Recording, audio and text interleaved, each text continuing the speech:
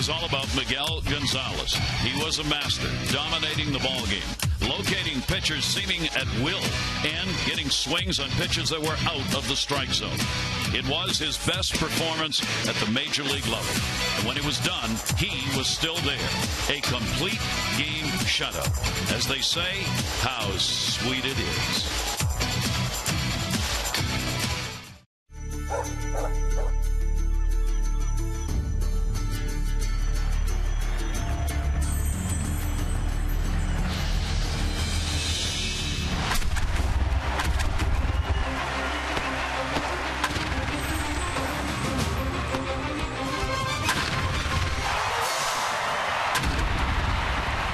It's the Orioles on Masson, and one more time at home in this long homestand as the fans pour in to see the #1 Orioles take on the Cincinnati Reds, and a chance for the Orioles to sweep this series against Cincinnati. Hi, everybody. I'm Gary Thornton. Welcome for the Orioles. What a homestand it has been. They'll try and add to it tonight. If they can get it, they'll be 9-2, one of the best homestands in a long time. But they've got to go through Cincinnati, and the Reds are going to be playing a number of their players who were called up in September. Those are people looking for a job for next year. It will not be easy again here tonight. For the Orioles, it's not just about winning the division. They also have a chance to have the best record in baseball. Take a look. Right now, the two teams who have the best records are the Orioles at 81-57 and the Angels, the best in the majors, at 83-55. That best record determines home field in postseason play. What's happened since the All-Star break? The Orioles are #1, 29-15. #3, the Angels, 26-18. Look at the run differential. Since the All-Star break, the Orioles are 3rd. The Angels are 14th in runs in the league. Home runs, of course, the Orioles are first, but look, only 28 for the Angels, tied for 13th. And the ERA, that's pretty darn close for an Angels team that lives on pitching. Orioles at 2.99, 2.88 for the Angels. Can the Orioles overtake the Angels for the #1 spot? The answer to that is absolutely. Mike Bordick, there are plenty of games left to get it done, and plenty of games for the Angels also to pick it up. Yeah, well, there sure are. And I'll tell you what, though, you saw by the numbers there, the Baltimore Orioles have been playing great baseball, consistent baseball for going on 2 months now. They're getting great pitching. They're swinging the bats very well. And, of course, that historic defense that they play night in and night out. They play great at home. So this is something to shoot for. I mean, this is a team that can take over this lead with the best record in baseball and have the home field advantage all the way through. And if they make it to the World Series, American League won the All-Star game, so they have the home field advantage there. And I think it is a big advantage, especially the way this yard gets rocking. Camden Yards, when they went to the postseason in 2012, there was nothing like it. This place was just jumping from first pitch to last pitch, and there is an advantage there. And I think what happens is everything is magnified. Every pitch matters. Every play matters. And when it's a good or bad thing, the home field can really offset the tempo of a ball game.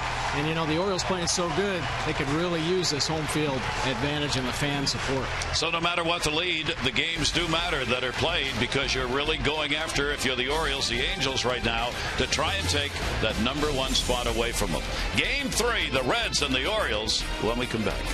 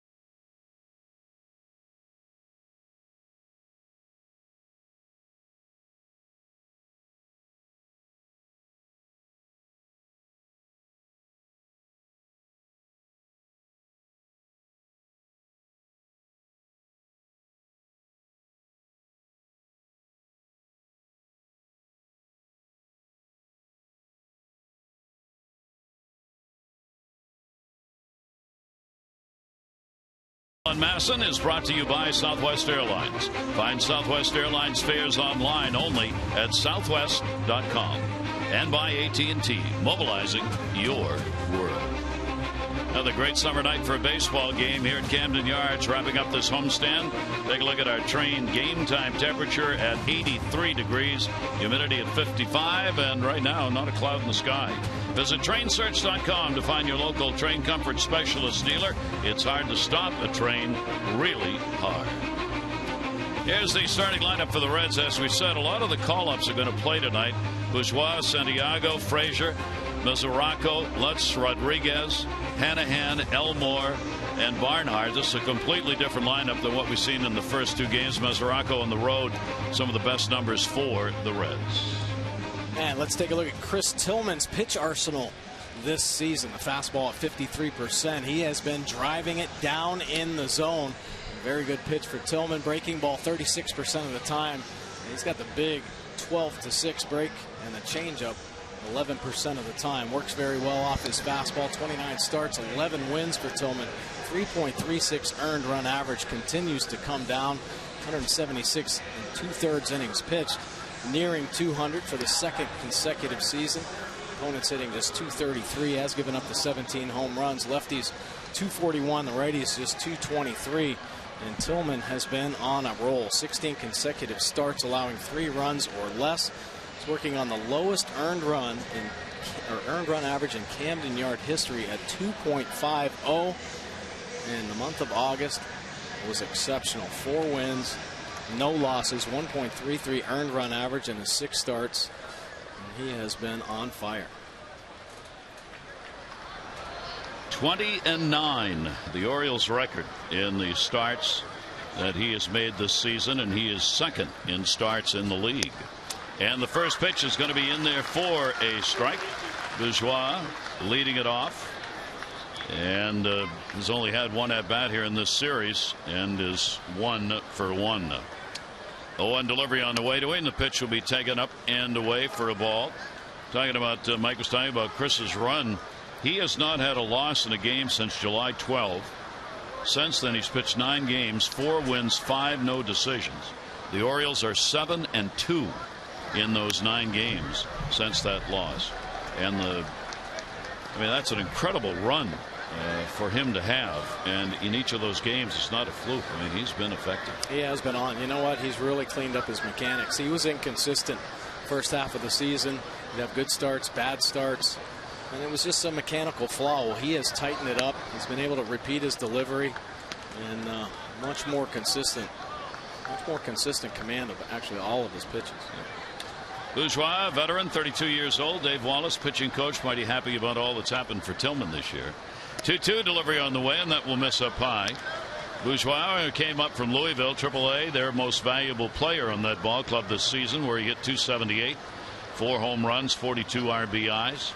He's a veteran of minor major league ball. He has been around. 3-2 delivery on the way to him, and he will foul that one off to hold the count full. A fine catch. As Rex would say, sign that fan up. So on the other side of it, the Reds hoping to avoid a sweep here. Brian Price's ball club has not played particularly well. They're just not hitting. And he gets a foul tipped into the mitt and held on to by Hundley. A nice live fastball right there. Showed him a bunch of his pitches. A breaking ball kind of missed a few times. Take a look at the Nissan pitch track, though. 92 miles an hour. There's some cut action on that fastball. Riding to the outside corner. And good velocity. Great location. Nice job by Nick Hundley. Able to hold on to it at the end. Take a look at that tight rotation. Coming right over the top from Tillman. Santiago batting second, switch hitter. 1 for 4 in the ball games in this series. Santiago's getting the start at second base in this game. Brandon Phillips is out, their regular second baseman. He has had his struggles at the plate. 0-1 delivery on the way, hit hard, but a 1-hopper to second. Jonathan Scope will make the play. Nice play right there by Jonathan Scope. Let's take a look at the Orioles defense behind Tillman tonight. Diaza getting the start in left field. Jones and Markakis will join him. Hardy and Scope up the middle.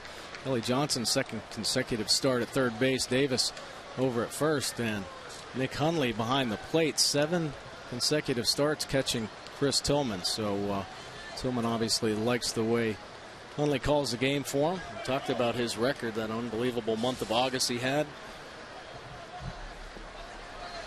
Todd Frazier batting in the third spot. Frazier has a 1 for 9 in this series. He is 6th in home runs. The shift will be put on against him, and Tillman's delivery will be taken 4 of all. There's the infield shift. Tillman 43-30 in his career now, 26 years old. First start, first appearance against the Cincinnati Reds. Fouled off the top of the mask and back. Frazier knows about defense for the Orioles. Yeah, well, Frazier 23 home runs, going after 24, but there's a Gold Glover, Nick Markakis, making another sensational play in right field, and all Frazier can do is smile about it. Miguel Gonzalez loving the D. Here's the 1-1 delivery on the way. Frazier will take that one outside. Tillman trying to get that clean first inning. He's given up 19 first inning runs this year. It has been his toughest inning to get through. We've talked about it with him throughout the course of the year, trying to figure out ways just to come in a little more focused, a little more ready, feeling like he's already in the game. Foul back. He's got a chance to have that kind of feeling here if he can get a 1-2-3. 2 balls, 2 strikes. Yeah, that will definitely help him settle in. Now he in this hot streak that Tillman's been on. Take a look at Todd Frazier's power zone. He likes that ball, obviously center cut, but work it down the outer third. He can get some distance as well. 6th in the league in home runs, National League for Frazier, and he's gone. There's a clean inning to start. Orioles starters have done a lot of that against Cincinnati, those 1-2-3s. Orioles lineup coming up.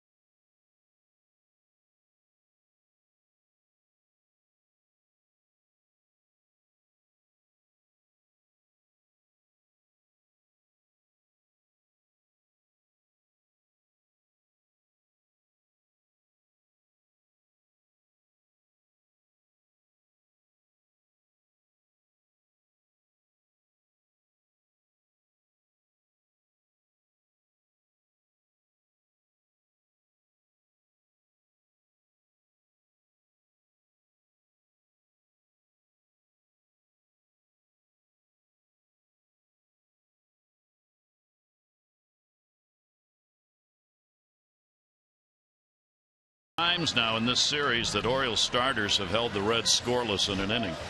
Let's take a look at the starting lineup for the Orioles, brought to you by Southwest Airlines. Their fares online only at southwest.com. Markakis, Diaz, Jones, Cruz, Davis, and Hardy. Johnson, Hundley, and Scope. Cruz last 364. And let's take a look at Mike Leake's pitch arsenal this season. The fastball 72%. He's got a 2-seamer. It's a nice little sink run action on that. A 4-seamer. 89-93, and also a cut fastball. Look for that late movement on that pitch. Breaking ball has the slider and the curve and the change as well. 28 starts, 10 wins, just a 3.33 earned run average, 186 and a third innings of work. This young guy's really adding to the inning total. Opponent's hitting just 258 overall. He's on a nice little roll himself. 13 2/3 scoreless innings. Last start, 7 innings, didn't allow any runs. The Reds ended up losing that game 2-1 to Pittsburgh. Nick Markakis through the wickets and the middle.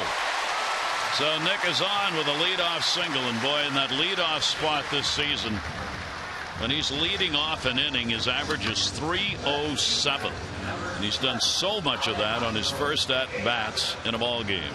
Yeah, gets a little 2-seam fastball. You saw it running away, stays on it, takes it right back through the middle, in between Leake's legs for the knock.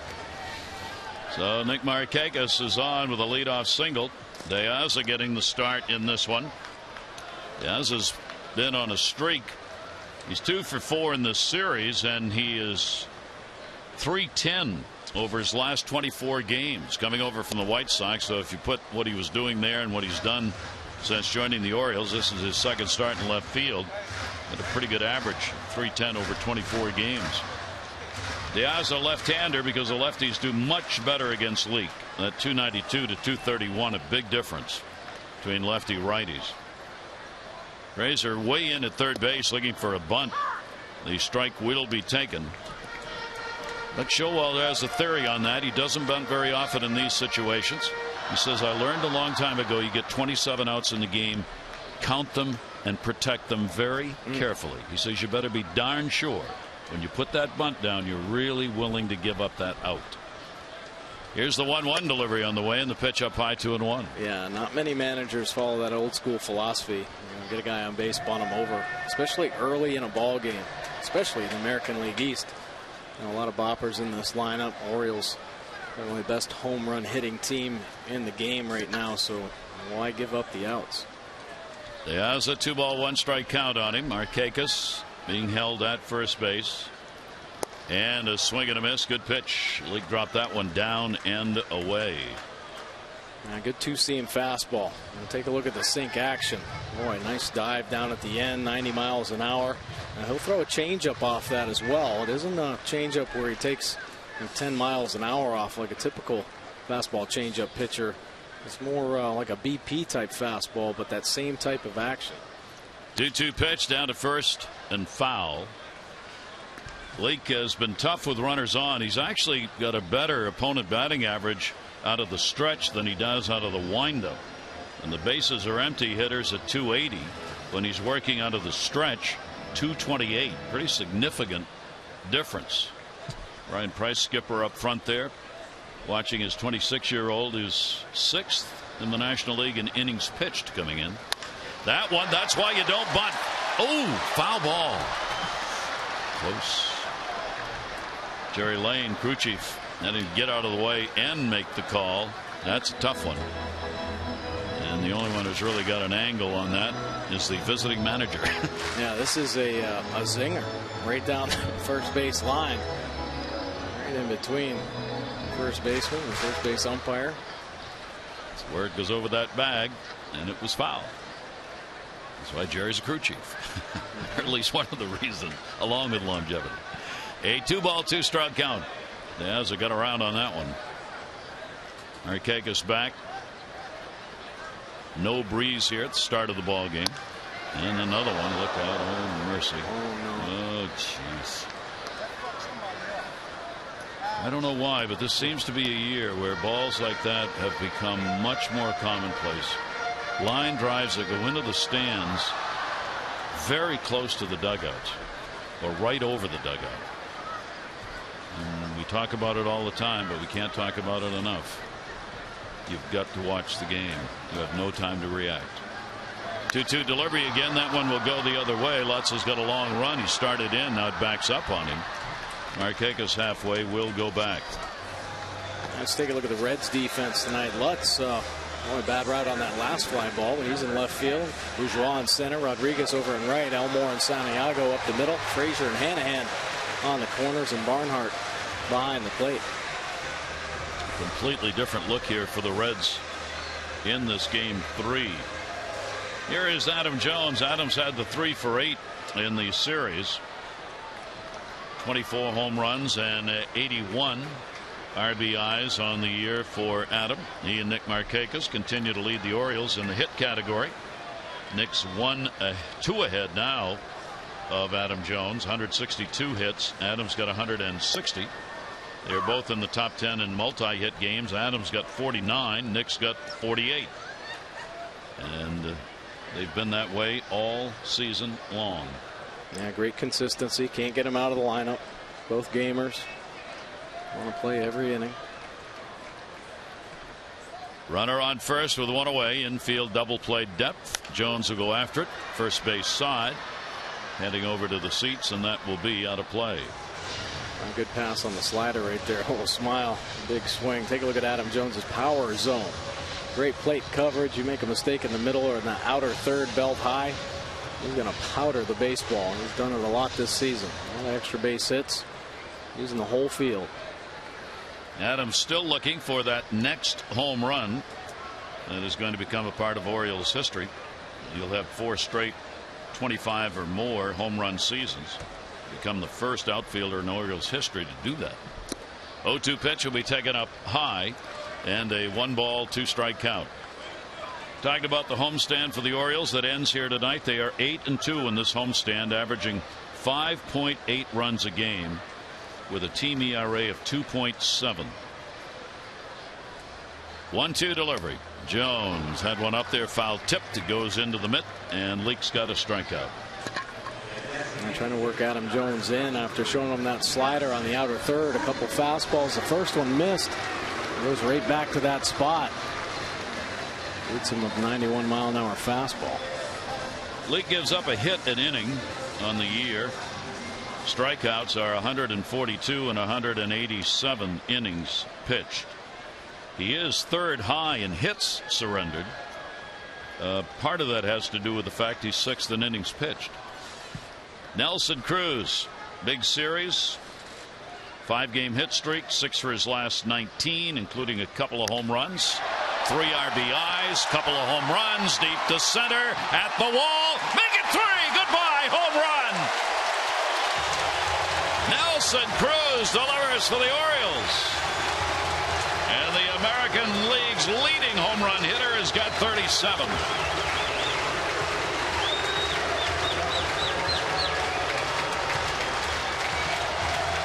Pretty impressive. Nelson Cruz, when he gets hot, he can be unstoppable on a nice roll right now. Make mistakes, and he's punishing them. 18 home runs surrendered by Leake, 9 to righties, 9 to lefties. The Orioles continue their unbelievable run in picking up homers.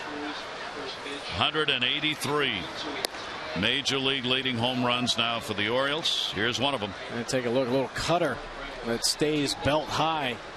Nelson Cruz, the quiet feet and the quick bat, creates a lot of distance.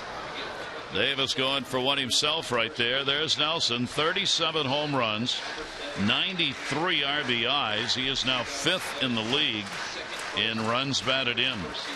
Slugging percentage in the top 10, he is 6th. Davis is going to get one down the line. That's a fair ball. Rodriguez going into that corner. Davis on his way to second base. He'll go in standing with a 2-bagger. Chris Davis is heating up as well. 16th double of the season. Of course, the big home run in last night's ball game. Well, we've already got 500 more for our Maryland Lottery contestant for this ball game. Jennifer Pasternak from Baltimore, 500 for being selected, 500 for every home run. You've already had one tonight.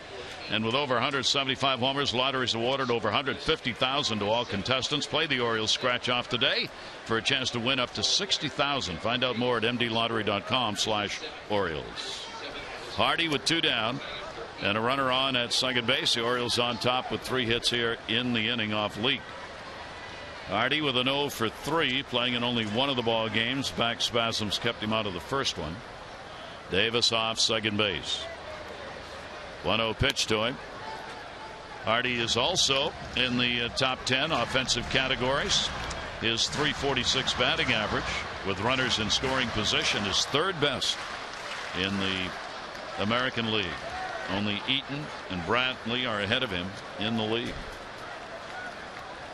He's got a chance right here for another run batted in. 2-0 delivery, and that will be in there for a strike. Both of these pitchers have been very solid this year, getting hitters out with runners in scoring position. Leake's got an unbelievable 198 batting average with runners in scoring position, and right behind him is Chris Tillman. Here's the 2-1 delivery on the way, going for the inside corner. Missed it, and the count will go to 3-1. So the Orioles start out here, as they've done so many times this year, on fire early in the ball game with the long ball. Davis getting a good secondary lead at second base. 3-1. Hardy will take it, and he's on. Lick just missing J.J. Hardy there, but that is part of his game plan. A little bit of movement on that sinker. He cuts his fastball, works the edges, tries to keep it off the barrel of the bat. Right now, Orioles offense kind of scaring him out of the zone. The Orioles chance for an even bigger first inning.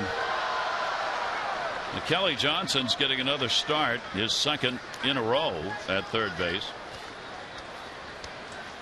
Kelly Johnson has gone 4 for 11 with a home run off Leake. He has faced him successfully before, and another left-hander in the lineup. And the pitch will be taken on the inside corner for a strike. This season, Johnson is 4 for 12 with a couple of RBIs against the Reds. There are 2 on, Davis and Hardy. And that one's going to get on the line, and he's got another base hit. Davis will come around to score. Hardy on his way to third. He'll stop there. It'll be a double and an RBI for Kelly Johnson, and the Orioles have a 3-0 lead. A nice piece of hitting right there by Johnson. Going down to get it. Talked about his success off Leake, and Buck Showalter certainly knows about the numbers. Here's a look. The change up down in the zone. He gets out there out in front, but keeps the bat head through the zone a long time, able to keep it fair down the right field line, and Chris Davis walking home. A big first inning for the Orioles. So the Orioles base hit here with a runner in scoring position. 2-run homer, all coming in the first inning. Jeff Pico out, pitching coach. Leake, who's been real good, having a very tough first inning here. And Johnson picking up the RBI for the Orioles. That will be his first Oriole RBI. It's the third game he's appeared in, and 2 of those as a starter last night and tonight. Here's Nick Hundley. Nick's got a 6-game hit streak coming into this ball game. He's been hot. Boy, a base hit here could score 2 more and really put a charge into this ball game for the Orioles very early on. They don't let up. No, they don't. There is not a let up throughout this lineup. 1-0 delivery by Leake, and the pitch will be taken outside for a ball.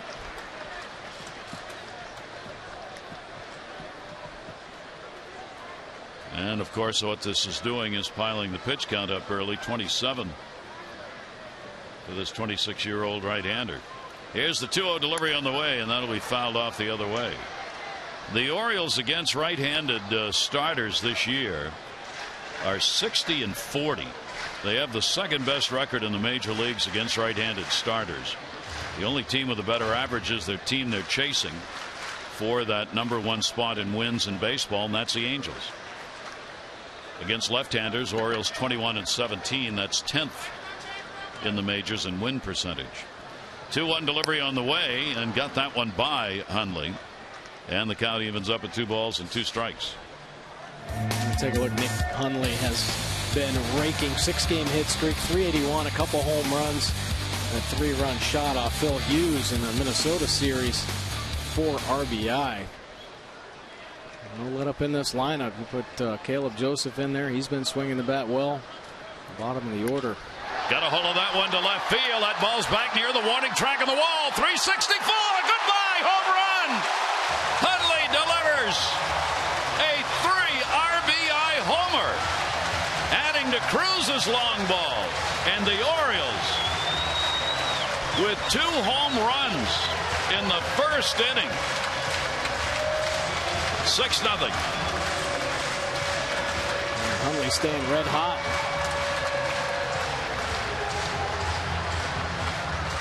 Orioles offense staying red hot. Wow. What a first inning for the Orioles, picking up where they left off yesterday. Scope up. Well, take a look, Nick Hundley. When you're hot, you're hot. He reaches out and catches a slider. It's working itself on that outside corner. But look at him reach out there and get that barrel on the baseball. Carrying well right now. The piece of hitting. 3 RBIs, so he's got a 7-game hit streak. Wow. 2-0 delivery, Jonathan Scope. That will be fouled off. We've talked about this all year, and the numbers only increasing. In our Jeep Inside the Numbers, coming into the ball game today, the Orioles up to 48.5% of their runs coming off homers. If that continues, it will be the highest in Orioles history of runs off homers. That one will go to third. Frazier makes the play. Scope is retired, but not before the Orioles bat around in the first inning. They pick up 6 runs on 5 hits, no errors, nobody left. Cruz delivers the first home run of the inning, good for 2 RBIs, followed up by Nick Hundley, good for 3, and the Orioles up.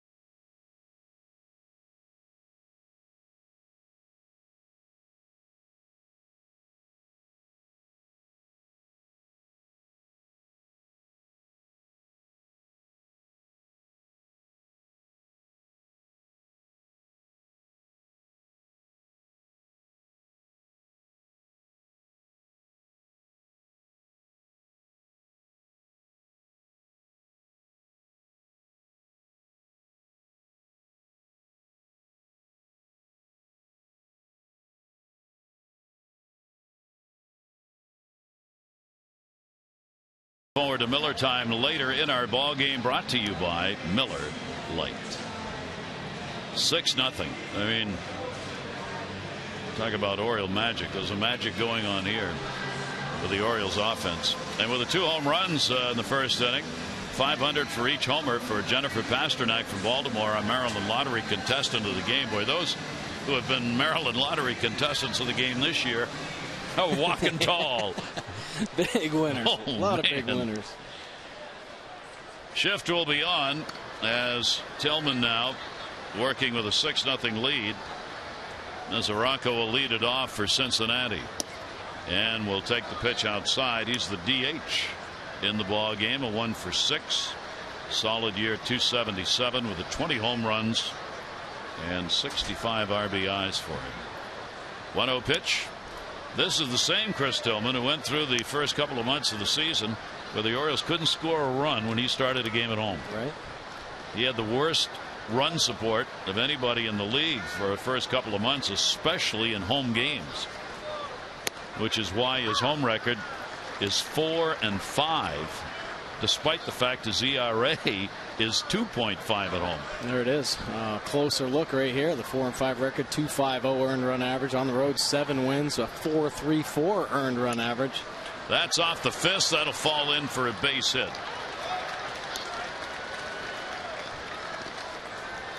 Take another look here. And pretty similar on the innings. But the run support average at home way down to 3.75. Actually, it's come up a little bit because the last month Orioles offense has been on fire, but when he's on the road, boy, have they been giving him some support. 6.18 runs per game. That's the 7 wins. He'll take 6. Yeah. For the game. You got that right. Got him in the first inning. Runner on, first hit for Cincinnati. Donald Lutz now getting the start in left field in the ball game. And Lutz will take the pitch outside for a ball. So these Reds with their bats so cold, this is a long uphill climb. This is the kind of team, if you're the Orioles, you just look to bury them as quickly as you can. You know they're struggling. You know the heads are down a little bit. The sooner you get to them, the better chance you got. That's down the line. That's going to be a foul ball. Lutz is 25 years old, another one of the call-ups. He played both Double-A, Triple-A. Only a few games, though, at Double-A where he hit 366 home runs, and with those numbers, they bumped him immediately to Triple-A, where he hit 236. He had 6 homers, 32 RBIs at Triple-A. And last year, he became the first German big league, major league player in modern history from Germany. Play first base or left field. 1 ball, 1 strike delivery on the way. That one is down the line in left. Diaz is over. He's got it. And Lutz is retired. Show your support for the first place Orioles and earn a chance to win a Masson prize pack by tweeting with hashtag #IBackTheBirds. That's hashtag #IBackTheBirds for your chance to win. 1 down, runner on at first base.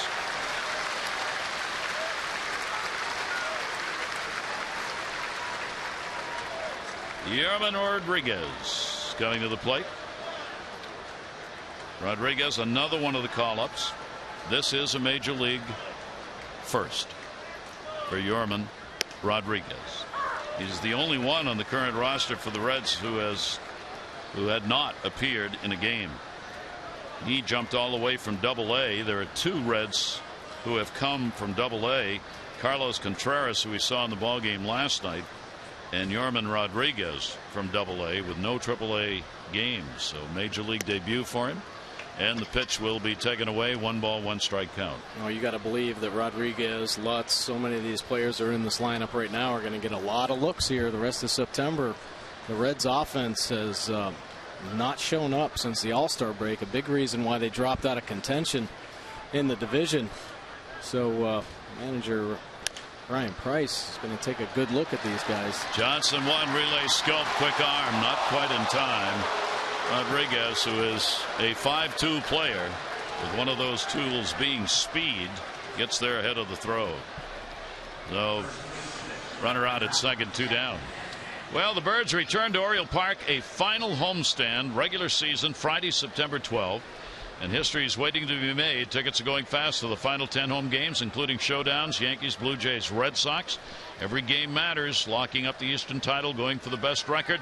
So don't miss it. Tickets, Orioles.com or 888-848-BIRD.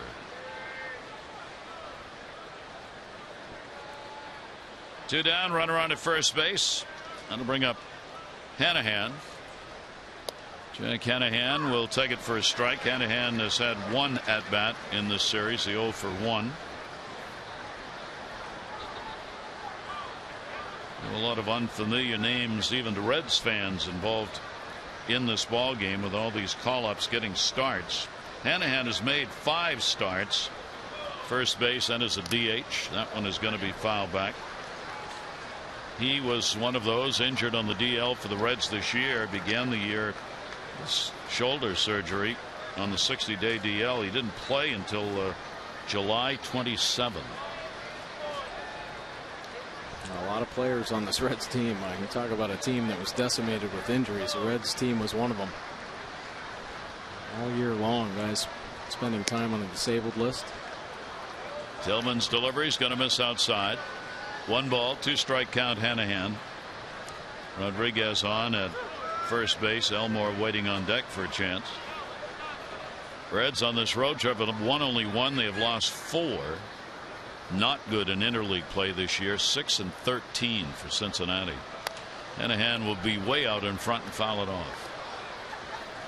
When you talk about all these new players, of course, the Baltimore Orioles aren't really that familiar with the Cincinnati Reds, but there's obviously a number of scouting reports out there on their frontline players.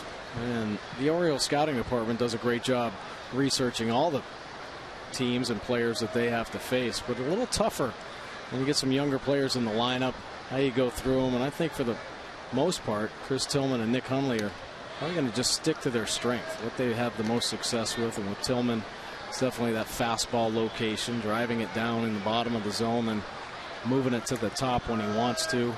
Get some fly balls. You see his pitch track here, a couple good pitches at the bottom, and then he's trying to work that top part of the zone. He's not allowed more than 3 earned runs in any of the home starts this year, 15 of them. 2-2 delivery on the way, and he got him to chase. Strikeout number 3 for Tillman. No runs, 1 hit, no errors, 1 left. Orioles up 6-0.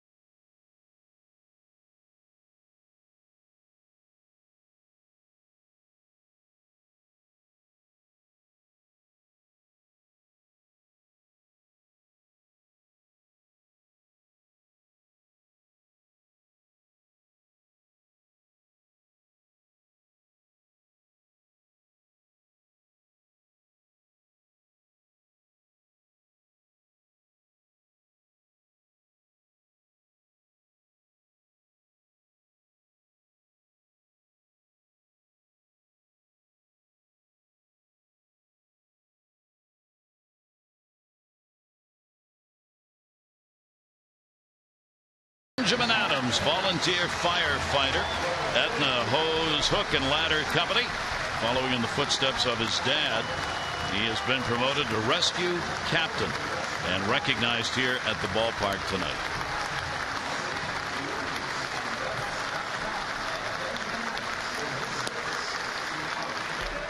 All season long, the Orioles recognizing those who serve, and a good crowd on hand tonight to salute between innings. Orioles up on top, go right back to where we started. Here's Nick Markakis. Orioles batted through the first time up. Nick started it out with a hit straight up the middle, scoring that first run to the Orioles, his 737th run scored in his career. He is now tied for 8th with Paul Blair in runs scored in Orioles history. Nick Markakis having another outstanding season, but he has made a lot of adjustments throughout his career. This year we haven't seen him tinker with his swing that much because he's been so consistent, but just recently, you know, he's made some adjustments. He watched a lot of videotape the last few days and trying to find the spot where he feels the most comfortable with his hands. 3-0 delivery to him. That'll be for his strike, and today he came out looking a little different. Yeah, take a look. On Tuesday his hands were up above his shoulder. Tonight you see his hands drop down a little bit more. Of course, pretty good results from both swings. Hit that one right on the button, but Santiago's right there to record the out. So Markakis is retired. Nick can be one of the most pronounced tinkerers because he loves to hit, loves to watch the video, loves to think about what's going on at the plate. How can I be better? As Mike Showalter says, he's a man looking for perfection at the plate. Yeah. Well, you know what Nick Markakis does so well, though? He has a great understanding of how he can get the bat head to the baseball. And he looks for the straightest line, and sometimes it's a, you know, just a little bit of a hand movement thing. But, you know, Nick could stand there on 1 foot, start with his hands down by his waist, and still get that bat head to the baseball. That's how gifted he is. 0-1 count. Diaz at the plate. Ground ball to first. That'll be backhanded. Anaheim, nice play on Leak over there to cover. And there are 2 down here in the second. We'll take a look at the Jeep inside the numbers. Highest win percentage when scoring first. Well, we have seen the Thunder all through this lineup. And of course, they made some big marks there in the first inning. When they score first, 53-11. The best record in baseball. So the Oakland A's do pretty well. And they make a mark first. Giants, Braves, and Nationals. And the Baltimore Orioles, that's what they're all about. Making the early marks in a ball game. Certainly made him in this one. Adam Jones coming up, 2 down, nobody on. He was a strikeout victim his first time up. Pitch on the way will be taken outside. Leake is an interesting story. Their starting pitcher tonight. He was on the club's opening day roster in 2010. Never played in the minors. 1-0 pitch on the way. Aren't many in Major League history. In fact, when he did that, he was just the 21st player since the draft began in '65 to come right to the majors without a minor league game. Jones gets that one to center field. Hit it hard. Bourgeois going back. Warning track 400 feet away. And he will haul it in. So the Orioles battered around in the first inning and retired in order in the second. Orioles lead at 6-0.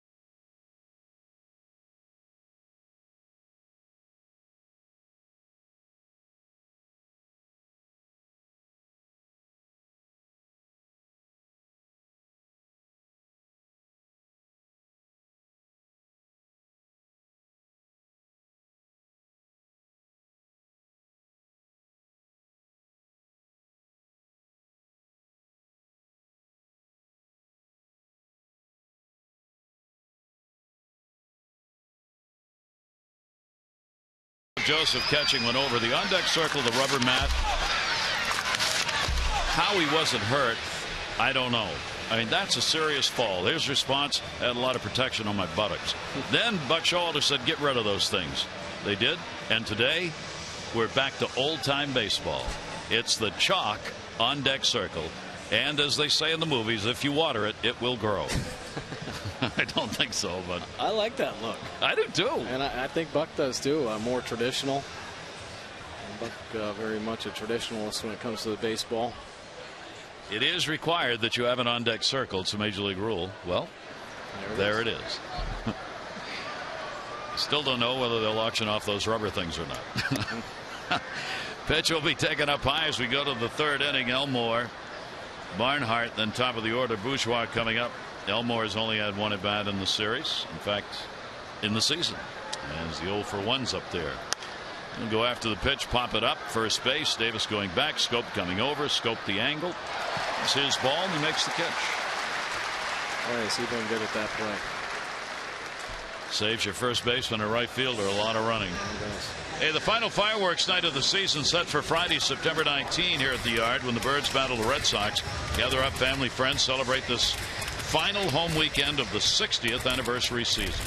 Every game indeed matters. Get your tickets now. 888-848-BIRD or go to Orioles.com.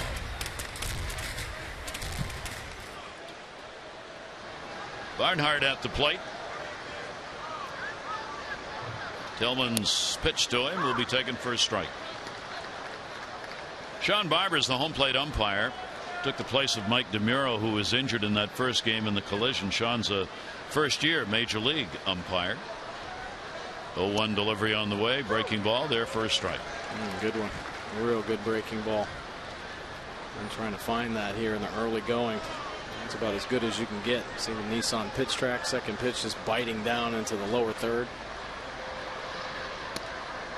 Barnhart, another one of the call-ups. 23-year-old catcher with the Reds this year. Few games up and down, mostly at AAA where he hit .247, a homer, 29 RBIs.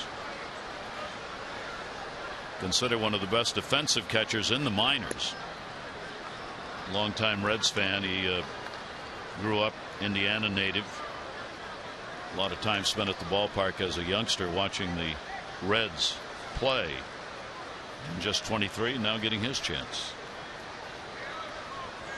Here's the 2-2 delivery on the way. Barnhart will foul back. Good pitch. See Nick Hundley giving him the sign of approval. Right at the glove, setting up in that inside corner with the fastball. See the Nissan pitch track trying to work that inner third here to Barnhart. Riding a couple fastballs up to the top of the zone. Pitch up high. Orioles after the sweep tonight. They've had 5 sweeps in 2 2-game sweeps, 2 3-game sweeps, and a 4-game sweep this season. 3-2 delivery. And that will miss. And Tillman surrenders his first walk. 1 down, 1 on here in the 3rd inning. Time for all you fans to tweet your photo using hashtag #MassinFanPhotos for a chance to have it shown in a future broadcast. It's brought to you by AT&T. Look, honey, look. Chew. Remember that night? Oh, Jesus. 1 away. Bourgeois, strikeout victim. In at third base, even. Kelly Johnson. Down the line, foul. Chris Tillman struck him out on a fastball away. It looked like Bourgeois was guessing out there, went after it. Fastball probably just off the plate. Whistled one down the right field line. Jerry Lane, first base umpires, got the dancing shoes on tonight. He's had to move real quick on a couple of shots down there. Runner on first, the 0-1 delivery on the way up high, 1-1. Now the Orioles are after their 82nd win. No question they're going to have a winning season, but make it official. 1 ball, 1 strike count. And that's going to be loop left center. That will be a base hit. Bourgeois on with a single. Barnhart will stop at second base, and the Reds have 2 on, 1 out here in the 3rd inning. Pretty good piece of hitting right there. Nasty breaking ball from Tillman. He just went down and got it. Good concentration. Saw Adam Jones after he fielded that base hit. He was checking Barnhart out, maybe potentially throw behind him. He's aware of what's going on in the field. We've seen him make some unbelievable plays this season in center field. So Ramon Santiago with 2 on and 1 away. Here in this series, the Reds have gone 3 for 11 with runners in scoring position. That's going to be another one. That's a base hit. Barnhart coming around. Marquez' arm will hold him at third. Throw all the way in and a hop. Gets away from Hundley. Runners stay right where they are. So the strength of the arm and right is the determining factor in stopping Barnhart, plus the fact they're behind 6-0, so you don't want an out recorded at the plate. You don't want to run yourself into outs. Good piece of hitting here, hammering it through that hole. Nick Marquez, see that good first step, closing the distance, and a quick hold. The third base coach, it kicks away. Good job by Tillman there to back up. Keep Barnhart there at third base. So the bases are loaded here in the 3rd inning with 1 away, and Frazier, a home run hitter, coming up, their leader, 6th in the league, National League, with the 23 home runs. He was a strikeout victim his first time up. So a chance for them to get right back into the ball game here. 1 away, double play depth infield. Pitch will be taken down low for a ball. Frazier has had 10 chances this year with the bases loaded, and he does not have a hit. He and Ludwig have had the most times to the plate with the sacks full. 1-0 delivery by Tillman, and that's going to miss. No place to put him, and the count goes to 2-0. I'm trying to be careful, knowing the danger that Frazier possesses. Not too fine right here. A walk and 2 singles have loaded him up. Tillman, fly ball pitcher. Strikeout or a ground ball is what he'd like to get here. 2-0 though. Pitch on the way, and that's not close. And the count goes to 3-0.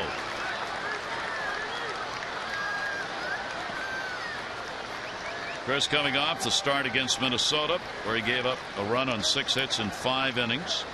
His non-decision in that ball game.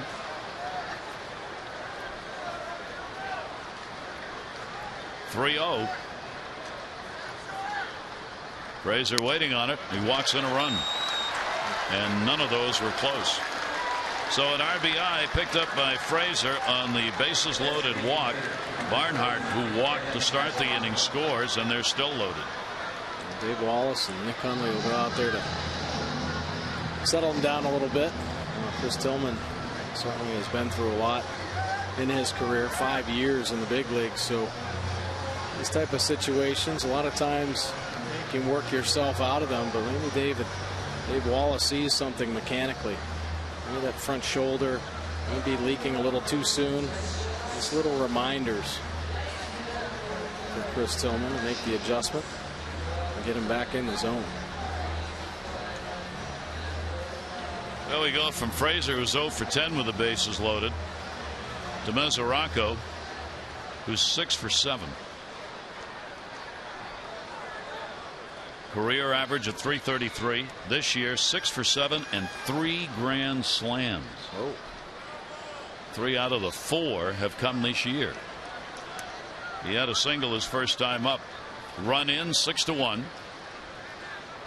Tillman's pitch to him, and that's going to be outside. We're all over the place right now with his control. And 48 pitches thrown. And trying to find that feel of the fastball. Mesoraco with a 1-0. Sacks full. Chopper. Foul. Well, good job with the changeup. Nice call by Hundley. Has been able to throw that fastball for a strike. Throw an off-speed pitch. You really got to reach out there, and you saw that circle change grip. A good location gets him out in front. This gets a little bit of a piece. Hundley ready. Grabs it in foul territory. Those are always close. Catcher will always act as though it's a fair ball because you never know. And those bouncers right at the plate. 1 ball, 1 strike count. Tillman's delivery to him. Another one fouled off. And the count goes to 1-2. Nice job to get back into the count. And we've seen him this season. Really, the last couple months, the ability to minimize the damage. Come up with the big pitch when he needs. He's got some big ground ball double plays and situations, and really the whole rotation. That's what they've been all about. 1 ball, 2 strike delivery on the way with the sacks full, foul back. And we told you Leake has a 198 average with runners in scoring position. Tillman is at 216 with runners in scoring position. So both pitchers have been really tough in these situations. 1 ball, 2 strike count. Early in the ball game, the Orioles got their runs in the first inning as they went through the lineup, getting 6 runs, 5 hits. Now the Reds here in the third, trying to cut that lead substantially, and Tillman will back off.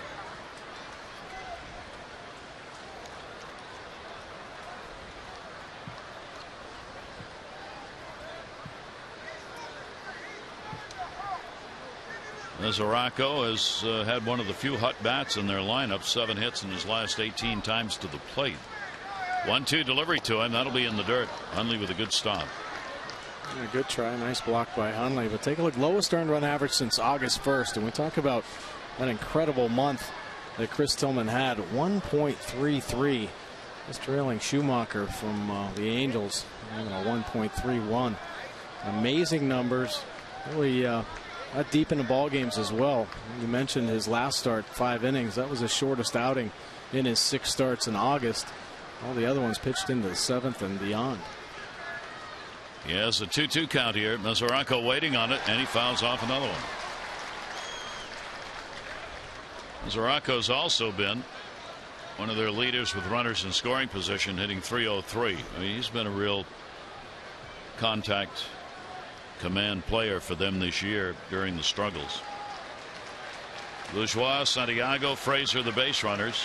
A couple of singles and a walk for them.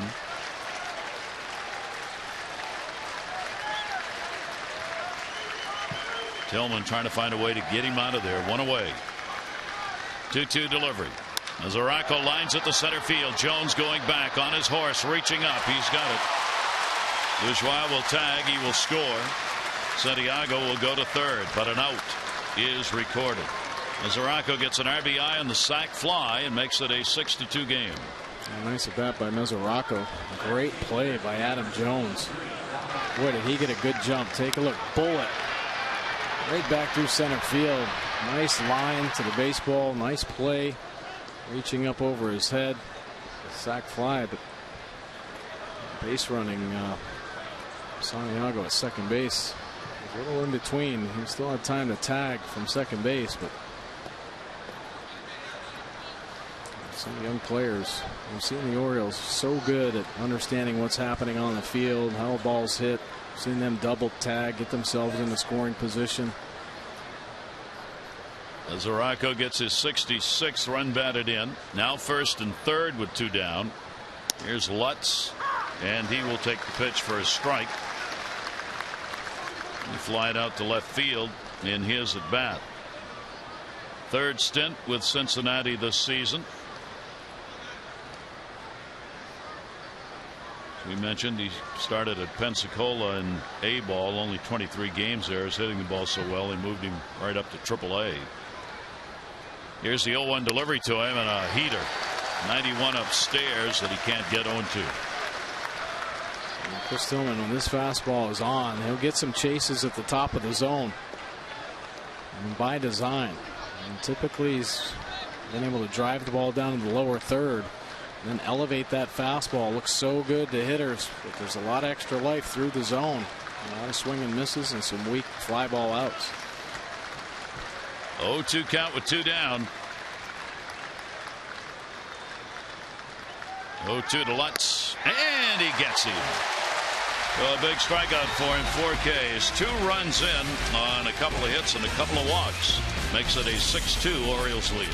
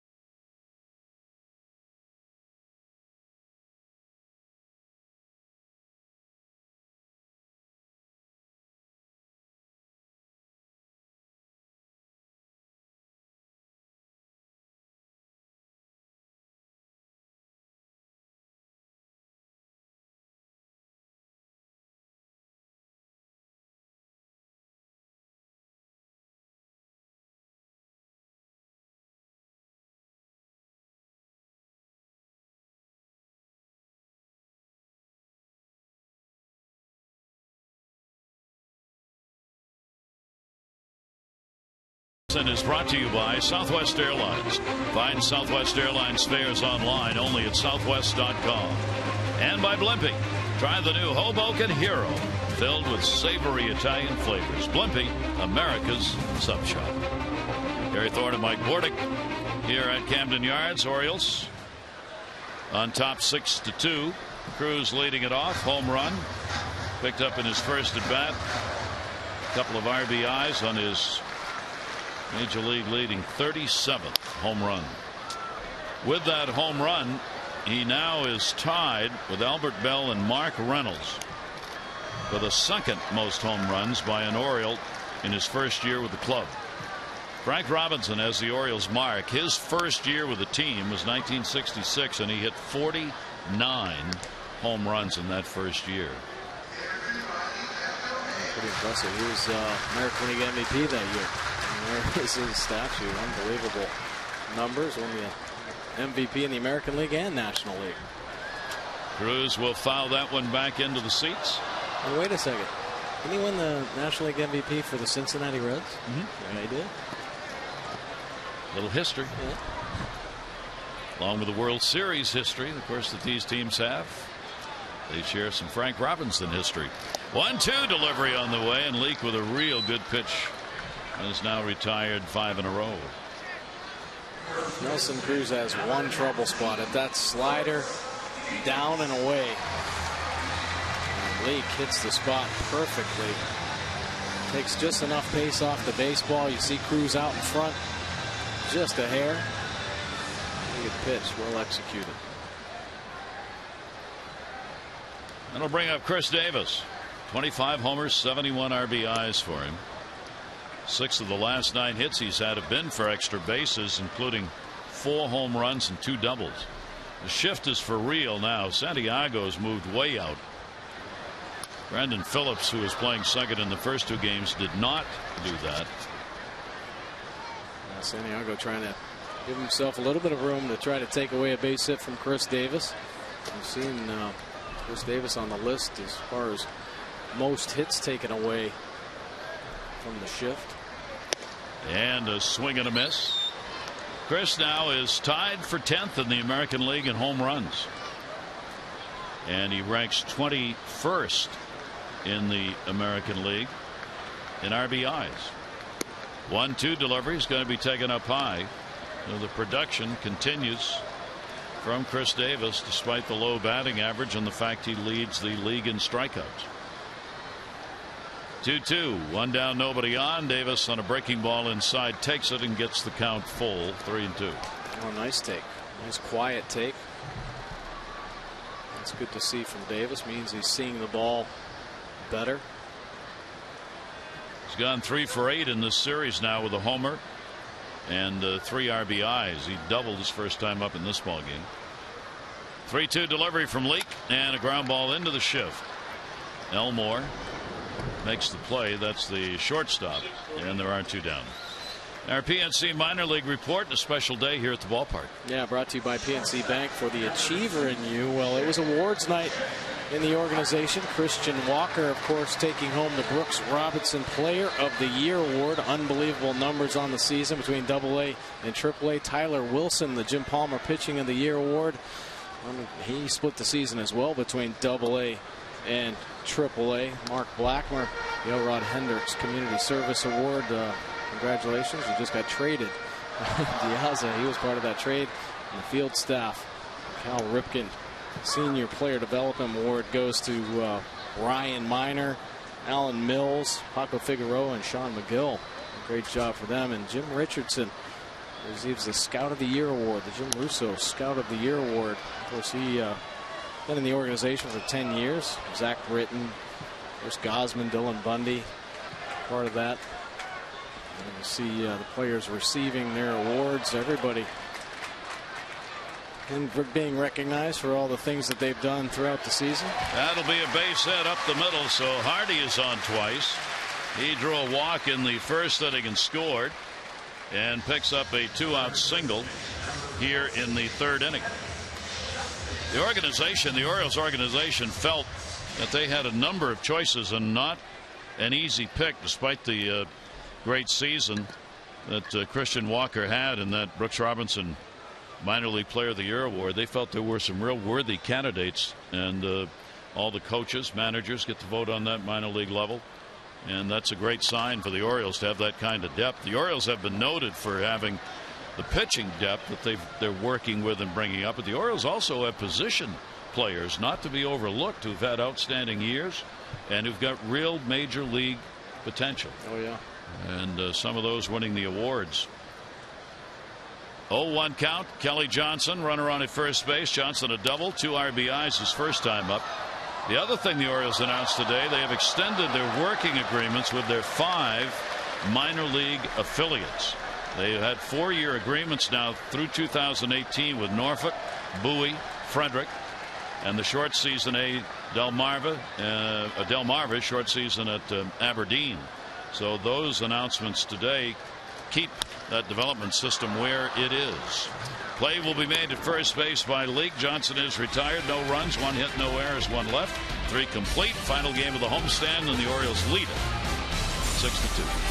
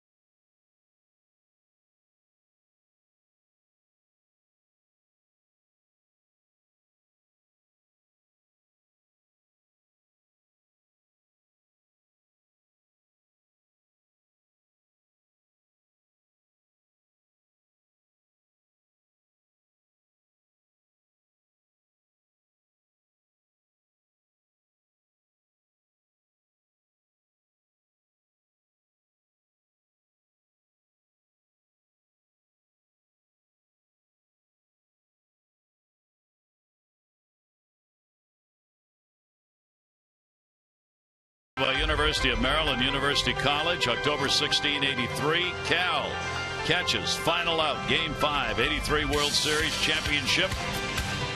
First one since 1970. Came against the Reds. Scott McGregor, complete game shutout, Game 5, 5-0 over the Phillies. The Orioles won the series 4-1. Rick Dempsey named MVP. 385 average, 4 doubles, home run, 2 RBIs, and a massive celebration for the Orioles. Can it happen again? Of course it can. Will it? Who knows? Orioles on top here by a score of 6-2. 70 World Series. Featured some great comeback wins by the Orioles in that series, starting at Riverfront Stadium against the Reds. Ball is going to be fouled away. Rodriguez, major league debut. First time at bat, and hit into a fielder's choice.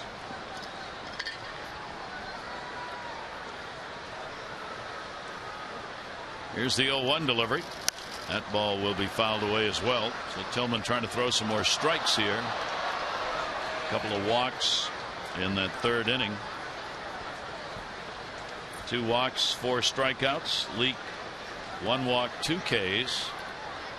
Orioles have their 6 runs on 6 hits, and the Reds 3 runs picked up on 4 hits so far. Now, one thing that happened to Chris Tillman at the beginning of the season, he was losing a lot of his pitches up in the zone, and it was because that front side was flying open a little too quick, and really that's a tell for him. You know, in the last 2 breaking balls, he's left both of them up, arm side. The front shoulder flies open, and the arm kind of drags, trying to catch up. He won't let it go out in front. 2-2 delivery on the way. Rodriguez a swing and a miss.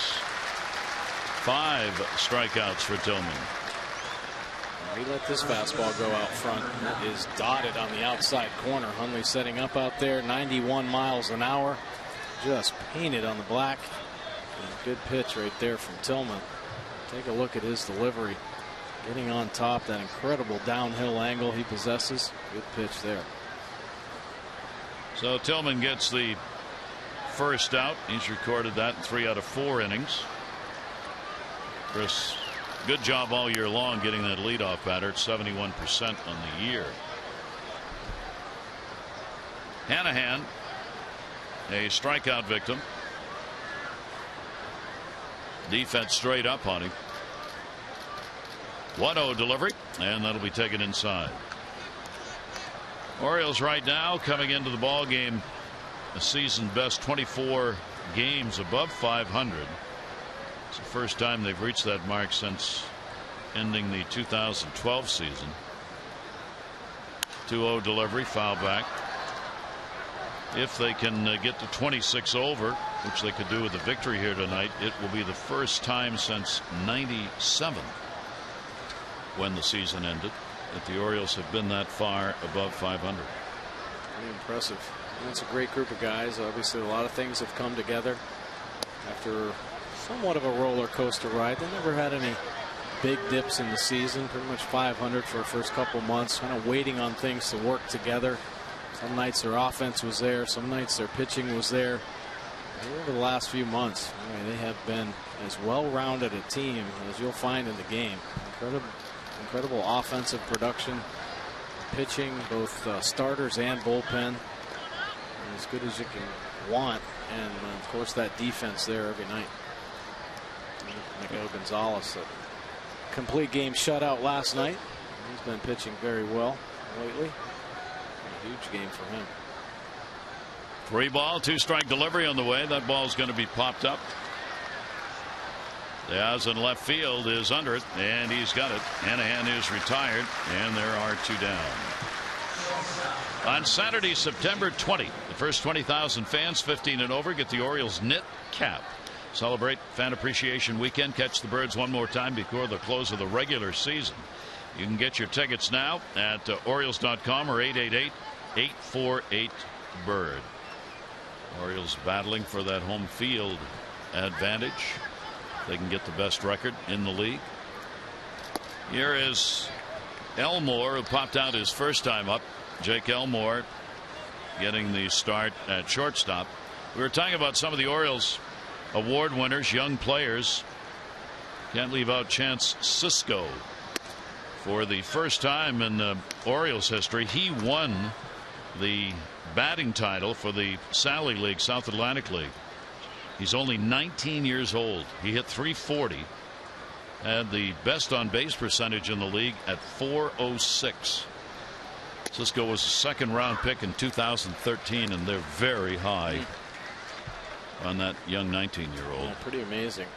I mean, for a kid right out of high school to go through a minor league season and have that kind of success. He's playing against guys that were in college. Ball up the middle. That's going to be a base hit. So Jake Elmore gets the single with 2 down here in the 4th inning, putting a runner on. Reds pick up their 5th hit of the ball game off Tillman. And the number 9 hitter, their catcher, Barnhart, who drew a walk and scored in the 3rd. Will try and keep this going and mount a 2-out rally.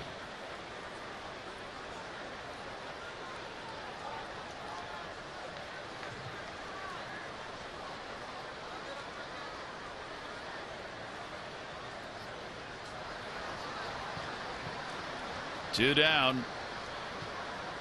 Short lead at first base, and the pitch will be in there for a strike. Cincinnati team now 66-73. Second half of the year after the All-Star break, a disaster. They've won 15 and lost 29 since the All-Star break. Worst record in the league with Texas. That'll be fouled off down the line. And Tillman gets ahead of him 0-2. Come up with a big payoff pitch. I've seen a lot of the good curveballs spiked down in the dirt for swing and misses. He's left a couple up in the zone. See if Hundley tries to get him back on track here. They're getting ahead. 0-2 count. Runner at first staying, pitch up high. One objective of the Orioles when the Cincinnati series started was keep Chapman out of the game. He's their closer, 100-mile-an-hour guy. Yeah. He comes in, you're in trouble. Means number one, they're ahead, but Buck Showalter talked about that. Aroldis Chapman we do not want to see. Well, they haven't.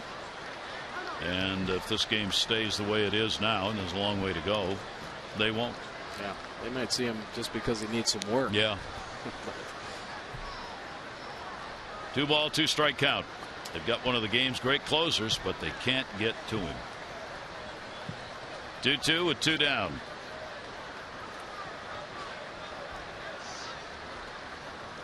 Barnhart waiting on it. Ground ball towards second base. Jonathan Schoop off the outfield lip of the grass makes the play. No runs on one hit, no errors, and one left on base. Bottom of the fourth. Johnson, Hundley, and Schoop coming out for the Orioles up by 4.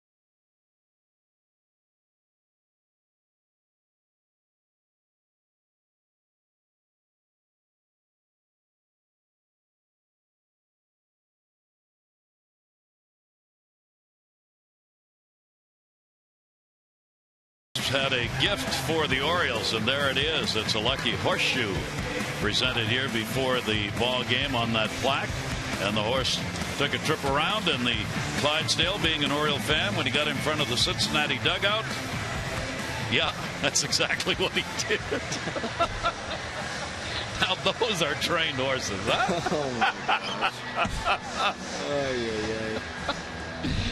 Oh my. Not kidding. That actually happened. Here is Nick Hundley. Couldn't make that stuff up.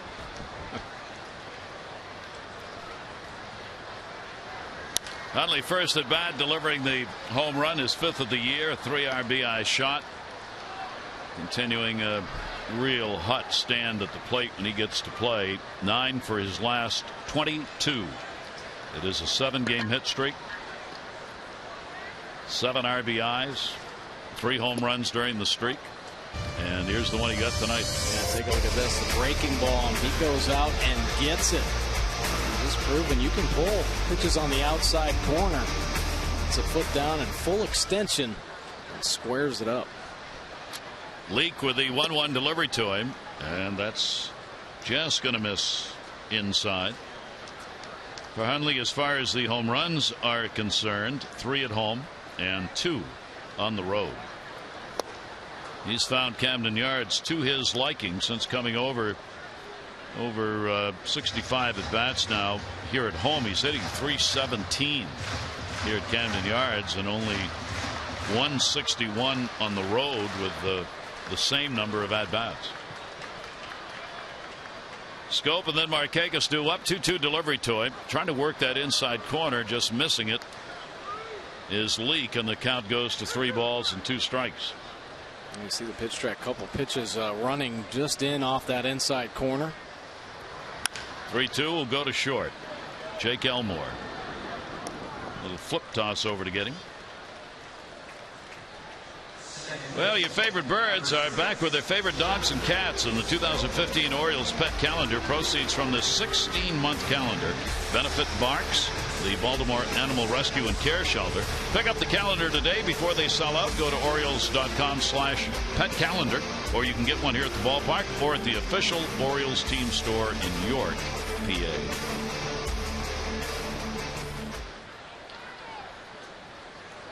Schoop takes the breaking ball for a strike. Jonathan grounded out his first time up.